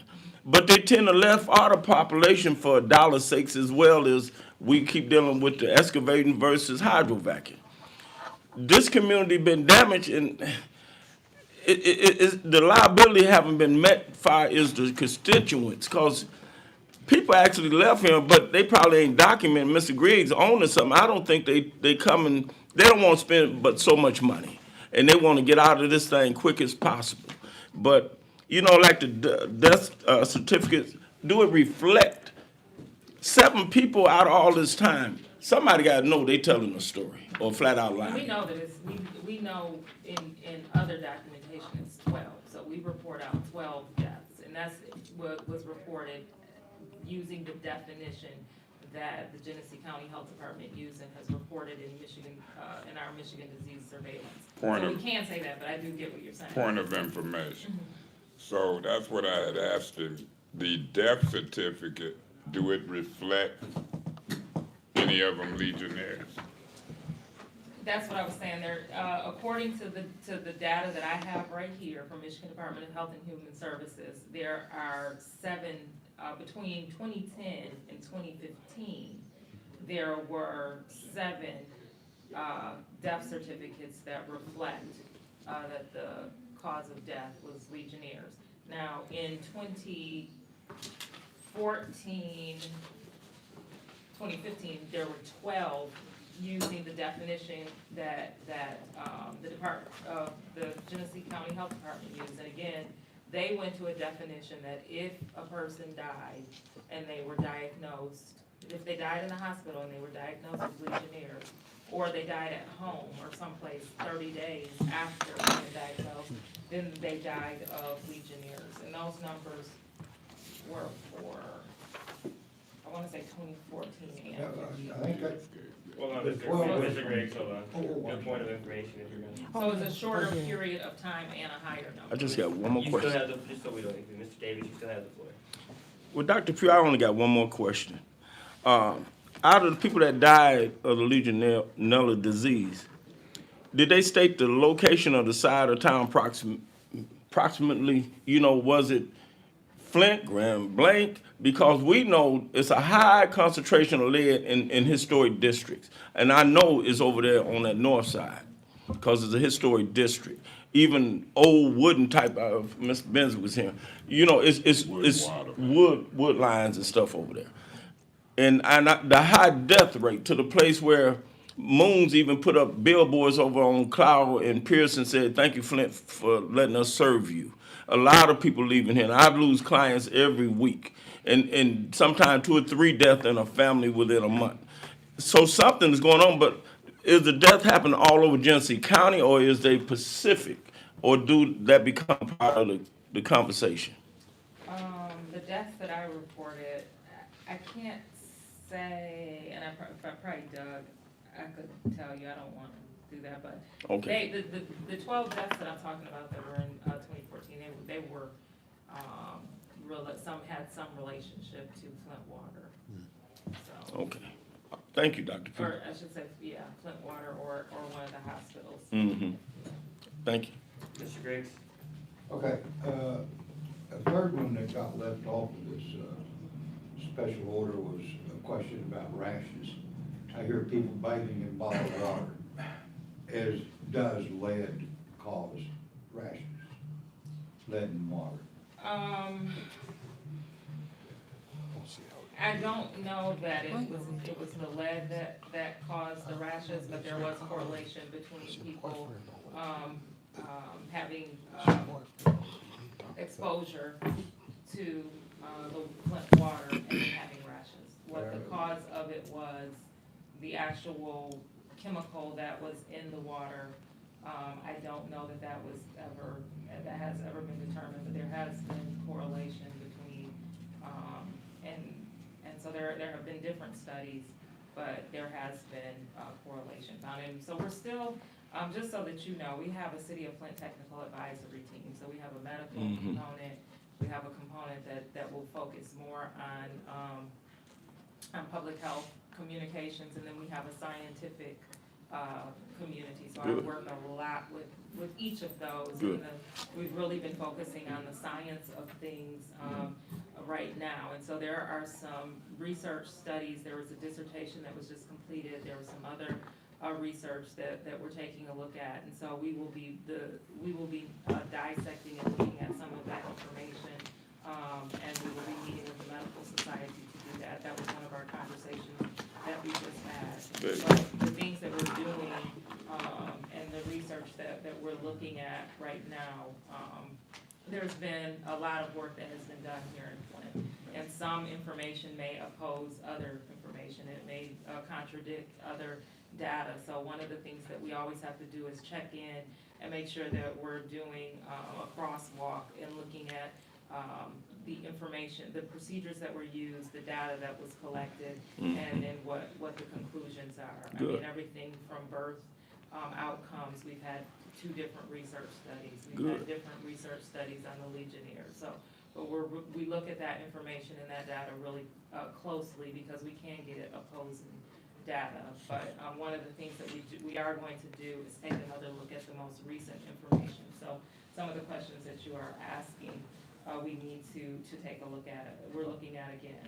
From what I can see, there's no direct correlation from lead to rash, lead and water, right? But it could be other contaminants. There were several contaminants that were found in the water. Okay, my final question would be, what was PFAS limit, 4,000 parts per trillion? It's not 4,000 parts per trillion. It's lower than that. Yeah. That figures out to be 4 parts per billion. Per trillion. Yeah, No, it's high. 4,000 per trillion. Yeah, but Hold on, guys. 4,000 per trillion is 4 parts per billion. Was it a question, Terry? It was, I was asking her if that was the limit.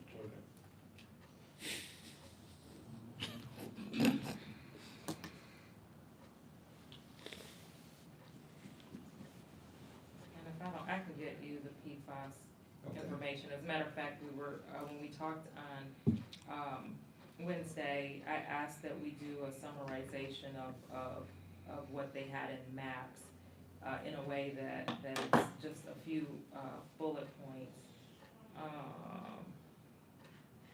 It may take me a minute to find those, but.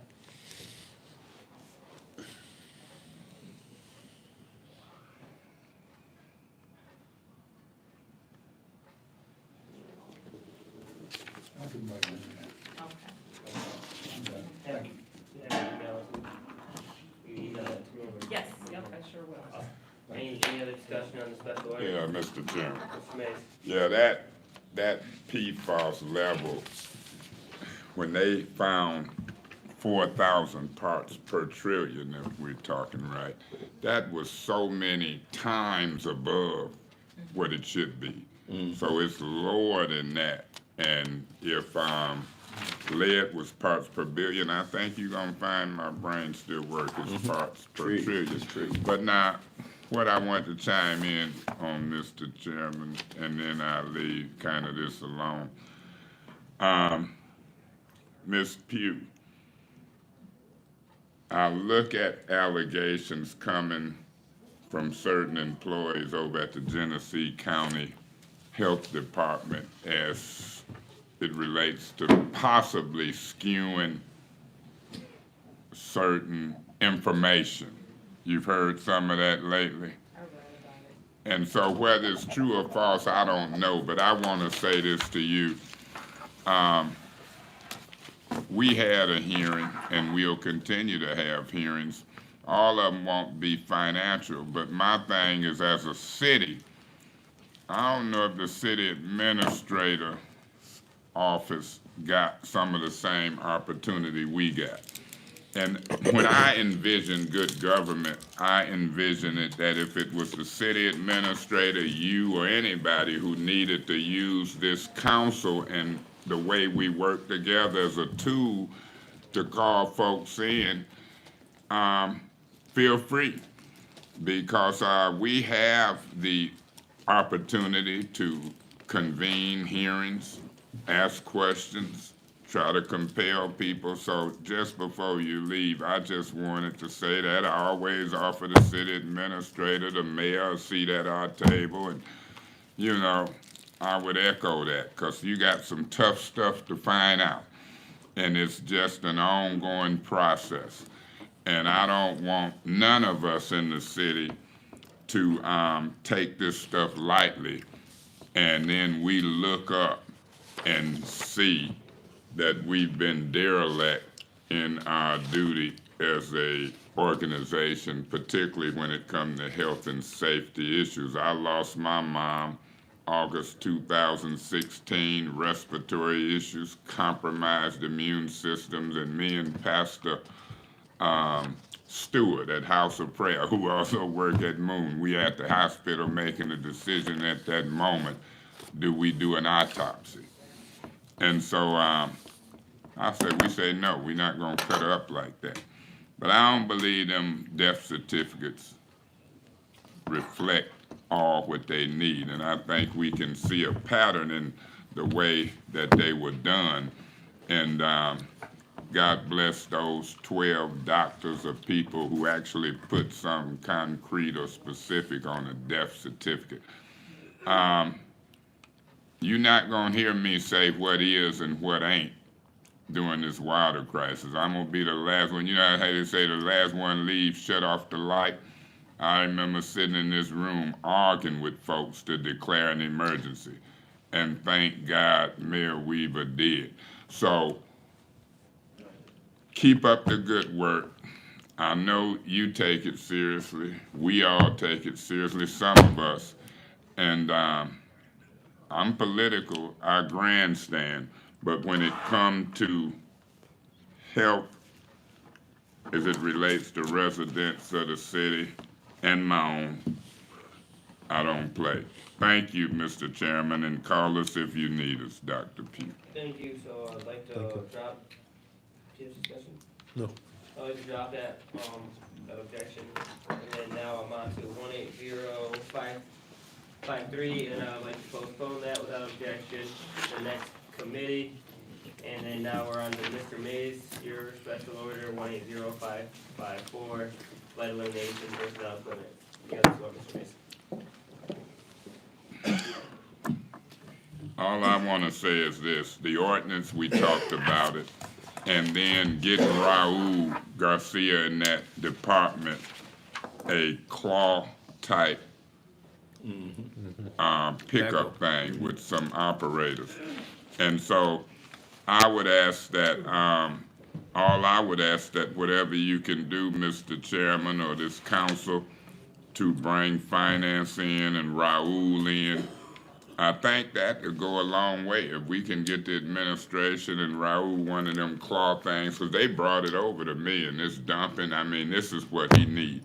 He borrows it from street maintenance now, and street maintenance bring personnel over, but I don't know, have you seen one of these things operate, Mr. Chairman? I think so. Yeah, well, I want you to see this. Have you seen it? Mm-hmm. Yeah, they come and claw them couches and all that. So, Mr. Chairman, I won't belabor the point, but that's what this is. I want Raul in, and I want finance to listen and look. And whenever you choose, if you think you can remember it, you can drop it. If you think we need it on here as a note, but I'd like to have that serious conversation with Raul and finance, and that's why I asked for that to be on here. And what you do from here is your business. Mr. Chair, just so my colleague would know, Raul is in Texas for a few months, and I don't think he'll be back until spring time. If I may. Man, Well, he got somebody who works with him in that department. Yep. And then finance, so I met that young man the other day, and I want him to be looked at maybe as somebody who might can replace Raul. So I would love to give him an opportunity to stand in for Raul. I'm sure he'll call and talk, I'll call and talk. But some way or another, I want to have this discussion and see what we can do, because I think it would be advantageous to us and our residents. all right, thank you. So we'll just keep that on there until next council meeting, without objection. Ms. Winfrey Carter? You missed mine. Oh, I thought I said Winfrey Carter, I said Winfrey.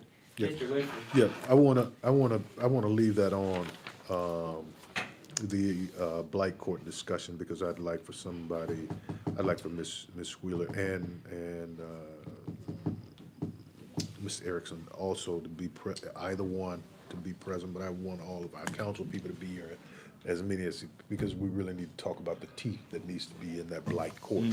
Because if through you, Mr. Chair, to Mr. Erickson, Mr. Erickson, we don't have the authority, the blight court doesn't have the authority to, for example, if we subpoena somebody into blight court and they don't show, we don't have the authority to send a bitch warrant out to them, do we? No, because light court's jurisdiction is, I believe, limited only to civil infractions. Right. So they're not criminal. Yeah, and so, and my concern, just so my colleagues will know, is if we don't have, well, I guess the question would be, what kind of teeth, or is there a way to put more teeth into it? Because I've got a person in my ward that is just, he's been given fine after fine.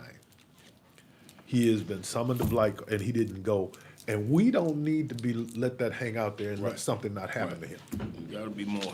You know, and so that's, I don't know what we can do legally, but if it's nothing we can do, then just having a blight court, I'm not so sure how helpful that is. I'm wondering how helpful that is. But I think we need to see if we can put a little bit more teeth into that, if we can. You know, so we're really gonna need your help in the legal department. Absolutely. So if we can leave that on for discussion, sir. Yeah, we leave it out of objection for Yes, next sir. council meeting. Any other discussion on that one? Okay. Hearing none. Ms. Winfrey Carter, 180571, if you'd like to discuss that. Yes, I called a special order to have Republic Services to come in and talk about the company's contract as well as the services that they're providing to the city. Did someone contact Mr. Gary Hicks, Janelle? I'm not sure if anyone did or not. If you postpone it, then we'll make sure that we get hold Okay, Can you- so, Can you get a, Gary Hicks is meeting. Yeah. yes. when you get a hold of him, can you let Ms. Winfrey Carter know? Okay. And then you wanna postpone that till next? Yes, Okay. because I think it's important that they come and talk to us, and so that, you know, if we're trying to be transparent, we need to let the public know that this is Republic Services, this is what, these are the services that they're rendering to the Flint community. So, All right, yes, I would like that to happen. Right. Janelle, thank you. Keep that on there without objection, with the contact to them. All right, on to, resolutions, there are none, appointments, Mr. Chair? Mr. Winfrey, is I'd like to move 180566 to council, please. there a second? Mr. Graves, second it, any discussion? Yeah, Mr. Chairman, Mr. May, this is Father Smitter. Smitter. I think he's at Christ the King, Absolutely. and I know him, he do a fine job in the community. I didn't know he had been on the housing commission, so this is a reappointment. Is this a reappointment? Yes, or- sir. Yeah, for a 5-year term. Now, do we have any other openings, do you know, Mr. Chairman? I'm not aware. Because I had somebody call me about, an appointment. They say they gave their, resume to the person in the mayor's office who asked for it. And I told them, well, I seen one coming, but I don't know if it was you or if it was one or two, because I had glanced at it. So, I guess I'll find out, but I'll be supporting this. I like Father Philip Schmidt, not just as a father, preacher, but I like what he do in the community, adding around his church over there off of what's that, Lapeer, I think. Thank you. All right, any other discussion?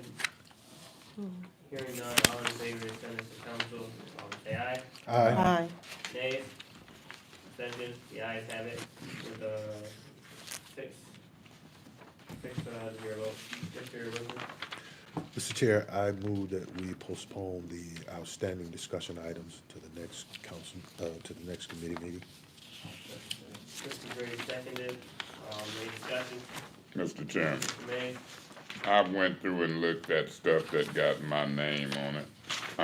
That first one, 160410 on page 3, you know, I think we can find some technology that we can talk to and it can write stuff out. And I've always articulated that for years, whether it's for police doing their reports, whether it's for the legal department, whether it's for our staff and secretaries. Somebody got to convince me, and the guy in IT told me, I found something. And so I want to keep that on there, because even though you might have to edit it, can you imagine how productive we could be if we could talk and it printed out? My phone do it. I'll say ABC 12, push that little microphone, it'll come up and take me to Google. I can say the words to Peace Be Still, James Cleveland, and it'll pop up, and I got the words to Peace Be Still, James Cleveland. You know, they be master. The tempest is raging. So I think we got that type of technology where you can talk, and I want to keep that on there. But now look, if we go to the next page, Mr. Chairman, on page 4170498, Councilman Mays, that about pawn shops. You could drop that without objection, because I know, I don't care what Mr. Attorney Erickson say, I read once, and if I read it once, I can find it again. If a pawn shop knowingly takes in governmental property, they could be penalized and lose their license. You shouldn't do it, and you should tell people we can't. So, I'm not a person who just, I'm blessed that episode is over, but I know what's what. Okay, now let's look at page 5, 180059. The tax reverted property is laying in legal department's desk. We've came up and met and went with Attorney Millhouse and what's the lady in economic development that the mayor sent? What is it? Miss Phillips, is that it, Lynette? And so we at the final stage of this. We about ready to transfer 4 of them, but look, the one on Laurel Oak has got a few repairs. I don't know how much, but we set aside at least 80,000 to 100. Yep. So I'm thinking we might have to get serious about this discussion item. And I'm gonna get with Millhouse and Angela and see when that's coming forward, but we might end up spending some money. And we know we've been operating under right of first refusal. That's a legal term, right of first refusal, as to how we might dispose of it. So we almost there. That got to stay there. The ethics ombudsman, that's everywhere. Every agenda, ethics and ombudsman. That ain't mine. But let's look at page 6, 180439. Remember when I asked to talk about absentee ballot voting? Well, that's gonna be interesting now, because you got no reason absentee. People 18, 19, 20, 30, you don't have to be 60 no more. And so that's the new law, just like the recreational. So I still want to talk about absentee ballot voting. I don't care if no other council person had put it on here, but I want it to be a discussion, and I'm sure it will. So under the new law, I would ask that that could be dropped. We'll drop the objection. And I think that's all I got. I'm cleaning up my name on your agenda, Mr. Chairman. And maybe you want it to look crowded. But I don't know if you see my name on there again somewhere. Somebody can call it to my attention. But I think I'm cleaning Mays up. If it's on there, it's important. Tax reverted property, dictaphone. I want to try to make that happen. So I'll leave them two on there. The others that I had my name on can be dropped. Only if I said it, but I ain't missing nothing now. Y'all see my name anywhere? Thank you, Mr. Chairman. All right, Mr. Mays, thank you. Is there any other discussion? Hearing none, all in favor, say aye. Aye. Nays? Nay. Abstentions? That passes with a 5-1 vote. Mr. Chair, Mr. Winter? I move that we Mr. adjourn. Chair, point of order. Oh, what's your point? I think we on new business. Always, I saw that. it's always in order to adjourn, so your point is taken, but that was properly made and seconded by Mr. Griggs. All in favor to adjourn, say aye. Aye. Nays? Nay. Abstentions? That passes with a 5-1 vote. All right. Before you start grants, I'm pretty tired, so when you guys said something to special affairs, I forgot that you're not having special affairs Monday. We're not. No, because it's, That's right. election of officers at the council. Right. And that starts at 7:30. So when 7:30? you're The okay with council Mr. meeting Shara, starts at 7. We don't come early? Tell them what time it starts on Monday. I believe it's 7:30. It is 7:30. Wow. We also had to be here at 4 o'clock on Monday for the hearing. Right. Right. I know, but I'm saying council meetings are 7:30. Yeah, but we gonna take care of regular business, right? So who cancels special affairs? There's no special This, affairs. we usually, So But when we you- could post it and have it after, that's why we set that at 4, didn't we? Cause we was gonna do that a half hour and go into special affairs. So the question is, do we want a special affairs meeting that day? We here at 4, I don't know the answer to that. But had I know, Typically, and I'm sorry, Mr. Mays, but I think the charter says that there's a council meeting that starts at 7:30. yeah, it can start at 7:30. But And so in that's that council every meeting, Janelle, let me ask this question. At that 7:30 meeting, is these resolutions and stuff gonna be acted on after the fact? Oh, yeah. Yeah. So if we posted special affairs at 6, 6:30, 4:30, 5, we done sent stuff to special affairs, so maybe we should post and have one. I don't know. We'll think about it. I see what you're saying. See what I'm saying? May I ask, could we just say in the motion, postpone to the next committee, available committee? Let me ask, That way it's covered, if you have special affairs, it's right there, otherwise it goes to the finance. may I ask this question? What committees did we send some to special affairs? Only one? You sent, you sent that CWAC ordinance. That what? CWAC. Citywide ordinance. Advisory Council ordinance. Okay, and that one ain't time sensitive anyway. Right. So if we send it to special affairs, and it's the next special affairs, you think we'd be okay? Yeah. Oh, yeah. Okay, thank you. So our councils. What you think? That's the work. It ain't in time sensitive, so now if we don't have no special affairs, we still good. If no, we ain't in no meeting yet this week, but check this out. If I had a knew that, we might not have set that 4 o'clock time out there, but that was Monica thought 4, I think. You know, I think you was there, and so we had that in mind. It ain't no skin up, I know, so we come at 4, then come back at 7:30. Gotcha. Special affairs, when that show up citywide, it ain't sensitive. Okay, I think we got a game plan. Grants Committee. Okay, I'm sorry. I would like to bring the Grants Committee meeting to order. The first thing on the,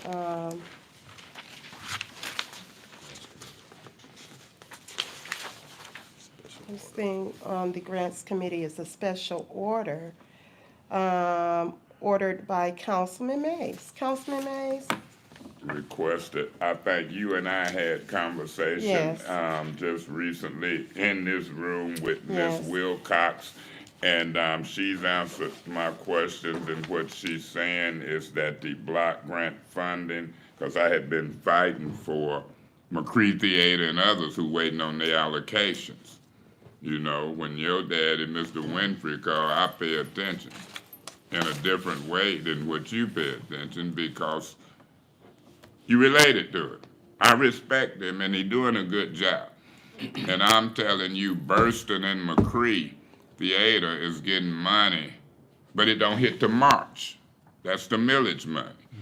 And so I'm interested in having this really come and be worked out, because in our block grant allocation, McCree got an allocation. So I'm confident from talking to Ms. Wilcox that we real about this, and that's the reason I had put it on here. And so, Ms. Winfrey Carter, I think me and you talked to, if you comfortable, I agree that we can move on without this special order. We told her she could leave, and we'll be making it happen. So I don't know if it's another need to stay here unless you want it here. Well, I think we can order it to be dropped off.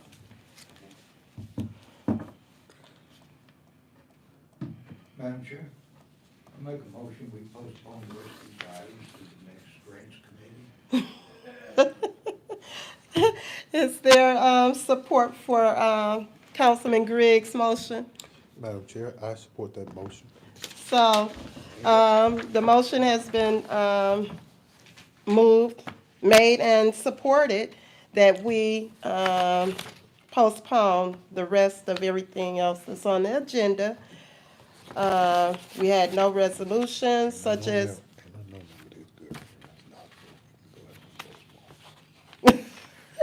Nothing else on the agenda. Point of information. Okay. I'm so sleepy. Point of information. Yes. What is he talking about? No, I'm just kidding. Mays. I'm just kidding. You see what time it is. Well, I'm tapping out. You was talking and you was Okay. listening to it. I'm watching it. All in favor? Point of order. Oh, any discussion? Yeah. See, I believe that was my point of information. I do have some discussion. Hey, look, I'm looking at these items on the grant committee agenda, and none of them is mine per se or requested by me. But I do believe we got a ton of grant money, and I do believe that this is an important committee. Finance ain't the only place where grant money can be. I wouldn't care if you changed the rules and put grants before finance or after finance. Governmental operations can go before or after. I mean, we can tag team, because all these committees is important and they all work together for good. And I want grants to really take the lead in some of the grants. We dealing with hundreds of millions. So I will probably reluctantly support this motion, but I'm lobbying for us to divide up some of these agendas and work. And if the leadership does what I want it to do, or what I pray and hope it do, you know, not to say that all of us are not serious business people. I got 2 or 3 people I could vote for in leadership positions, but these committee chairs are leadership positions, and I really want it to function. I don't know if we should have committees on different days, but I'm 60 years old. That young man probably is in his 20s. You tighter than me, or you feeling okay? Been up since like 7.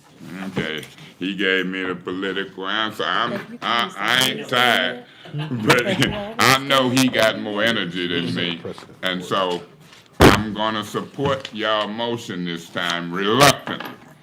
But I think that Mr. Winfrey didn't answer my point of information because he purposely might have wanted you to say it's not any discussion, but I could be wrong. Oh, he missed what I said. So I was wrong. I didn't hear what he said. I've enjoyed y'all today.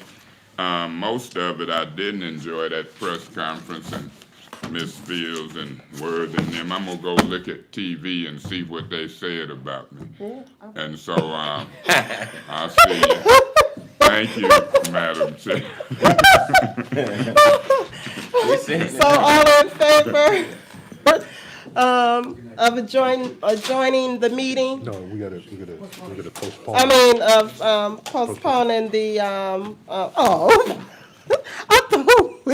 thought postponing all of the other agenda items, discussion items that's on the agenda, signify by saying aye. Aye. All opposed? See, he got us now because Greg's gone. See. Okay, so we have 5-0. Madam Chair. Yes. Can I just say before, as it relates to new business, Madam Chair? Yes. Is that we really do need to figure out sometimes in November, before the end of November, when we can really have a rules committee meeting. We need to have that rules committee meeting. Okay, so just thinking. Councilman Guerrero. Point of information. Yes. Would Mr. Gary yield to me for a minute, 30 seconds? You can speak. Go ahead. Thank you, Mr. I Gary. never had the floor, I can't yield to you.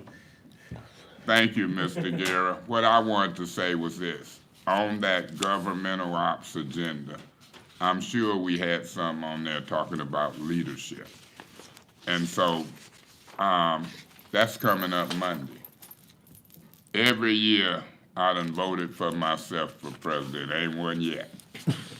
Will I do it this year in the first round? Will we decide this in the first round? Will it be decided in the second round? Other than myself, it's only 2, maybe 3 that I can support for some of these serious positions. And so I'm not going to identify them. I'm going to look close and listen.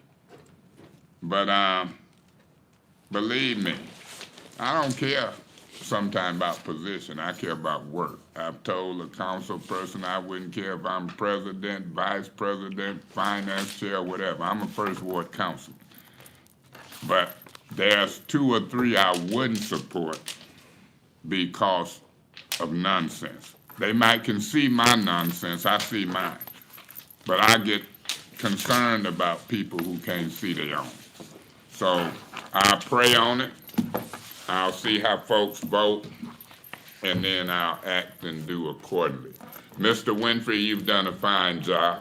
You made some terrible mistakes by throwing me out and other things, but that's your belief.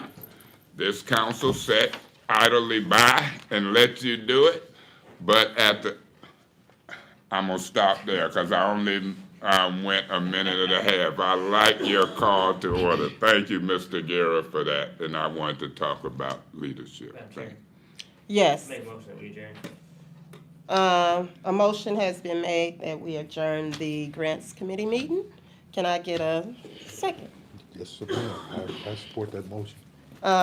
It has, been supported. All in favor? Oh, Lord, here we go. Watch it, he got us now. Say yes. All in favor, signify by saying. Aye. All opposed? Abstain? So, yes, he is. Ayes have it. He tried to get me in Let's trouble. He go. told me, Mr. Guerra told me to vote no. See, y'all see, he tried to get me in trouble. know what you're talking about. 2 For the o'clock, record. and we You started gotta watch at these young 5. guys, man. You This gotta got watch to, it. They this got to smooth. They cease. millennials. It's got to cease. As soon as I get that information. All right.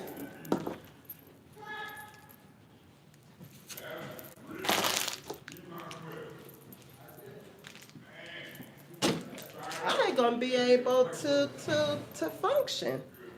I think that they put that in the charter, I'm pretty sure they did.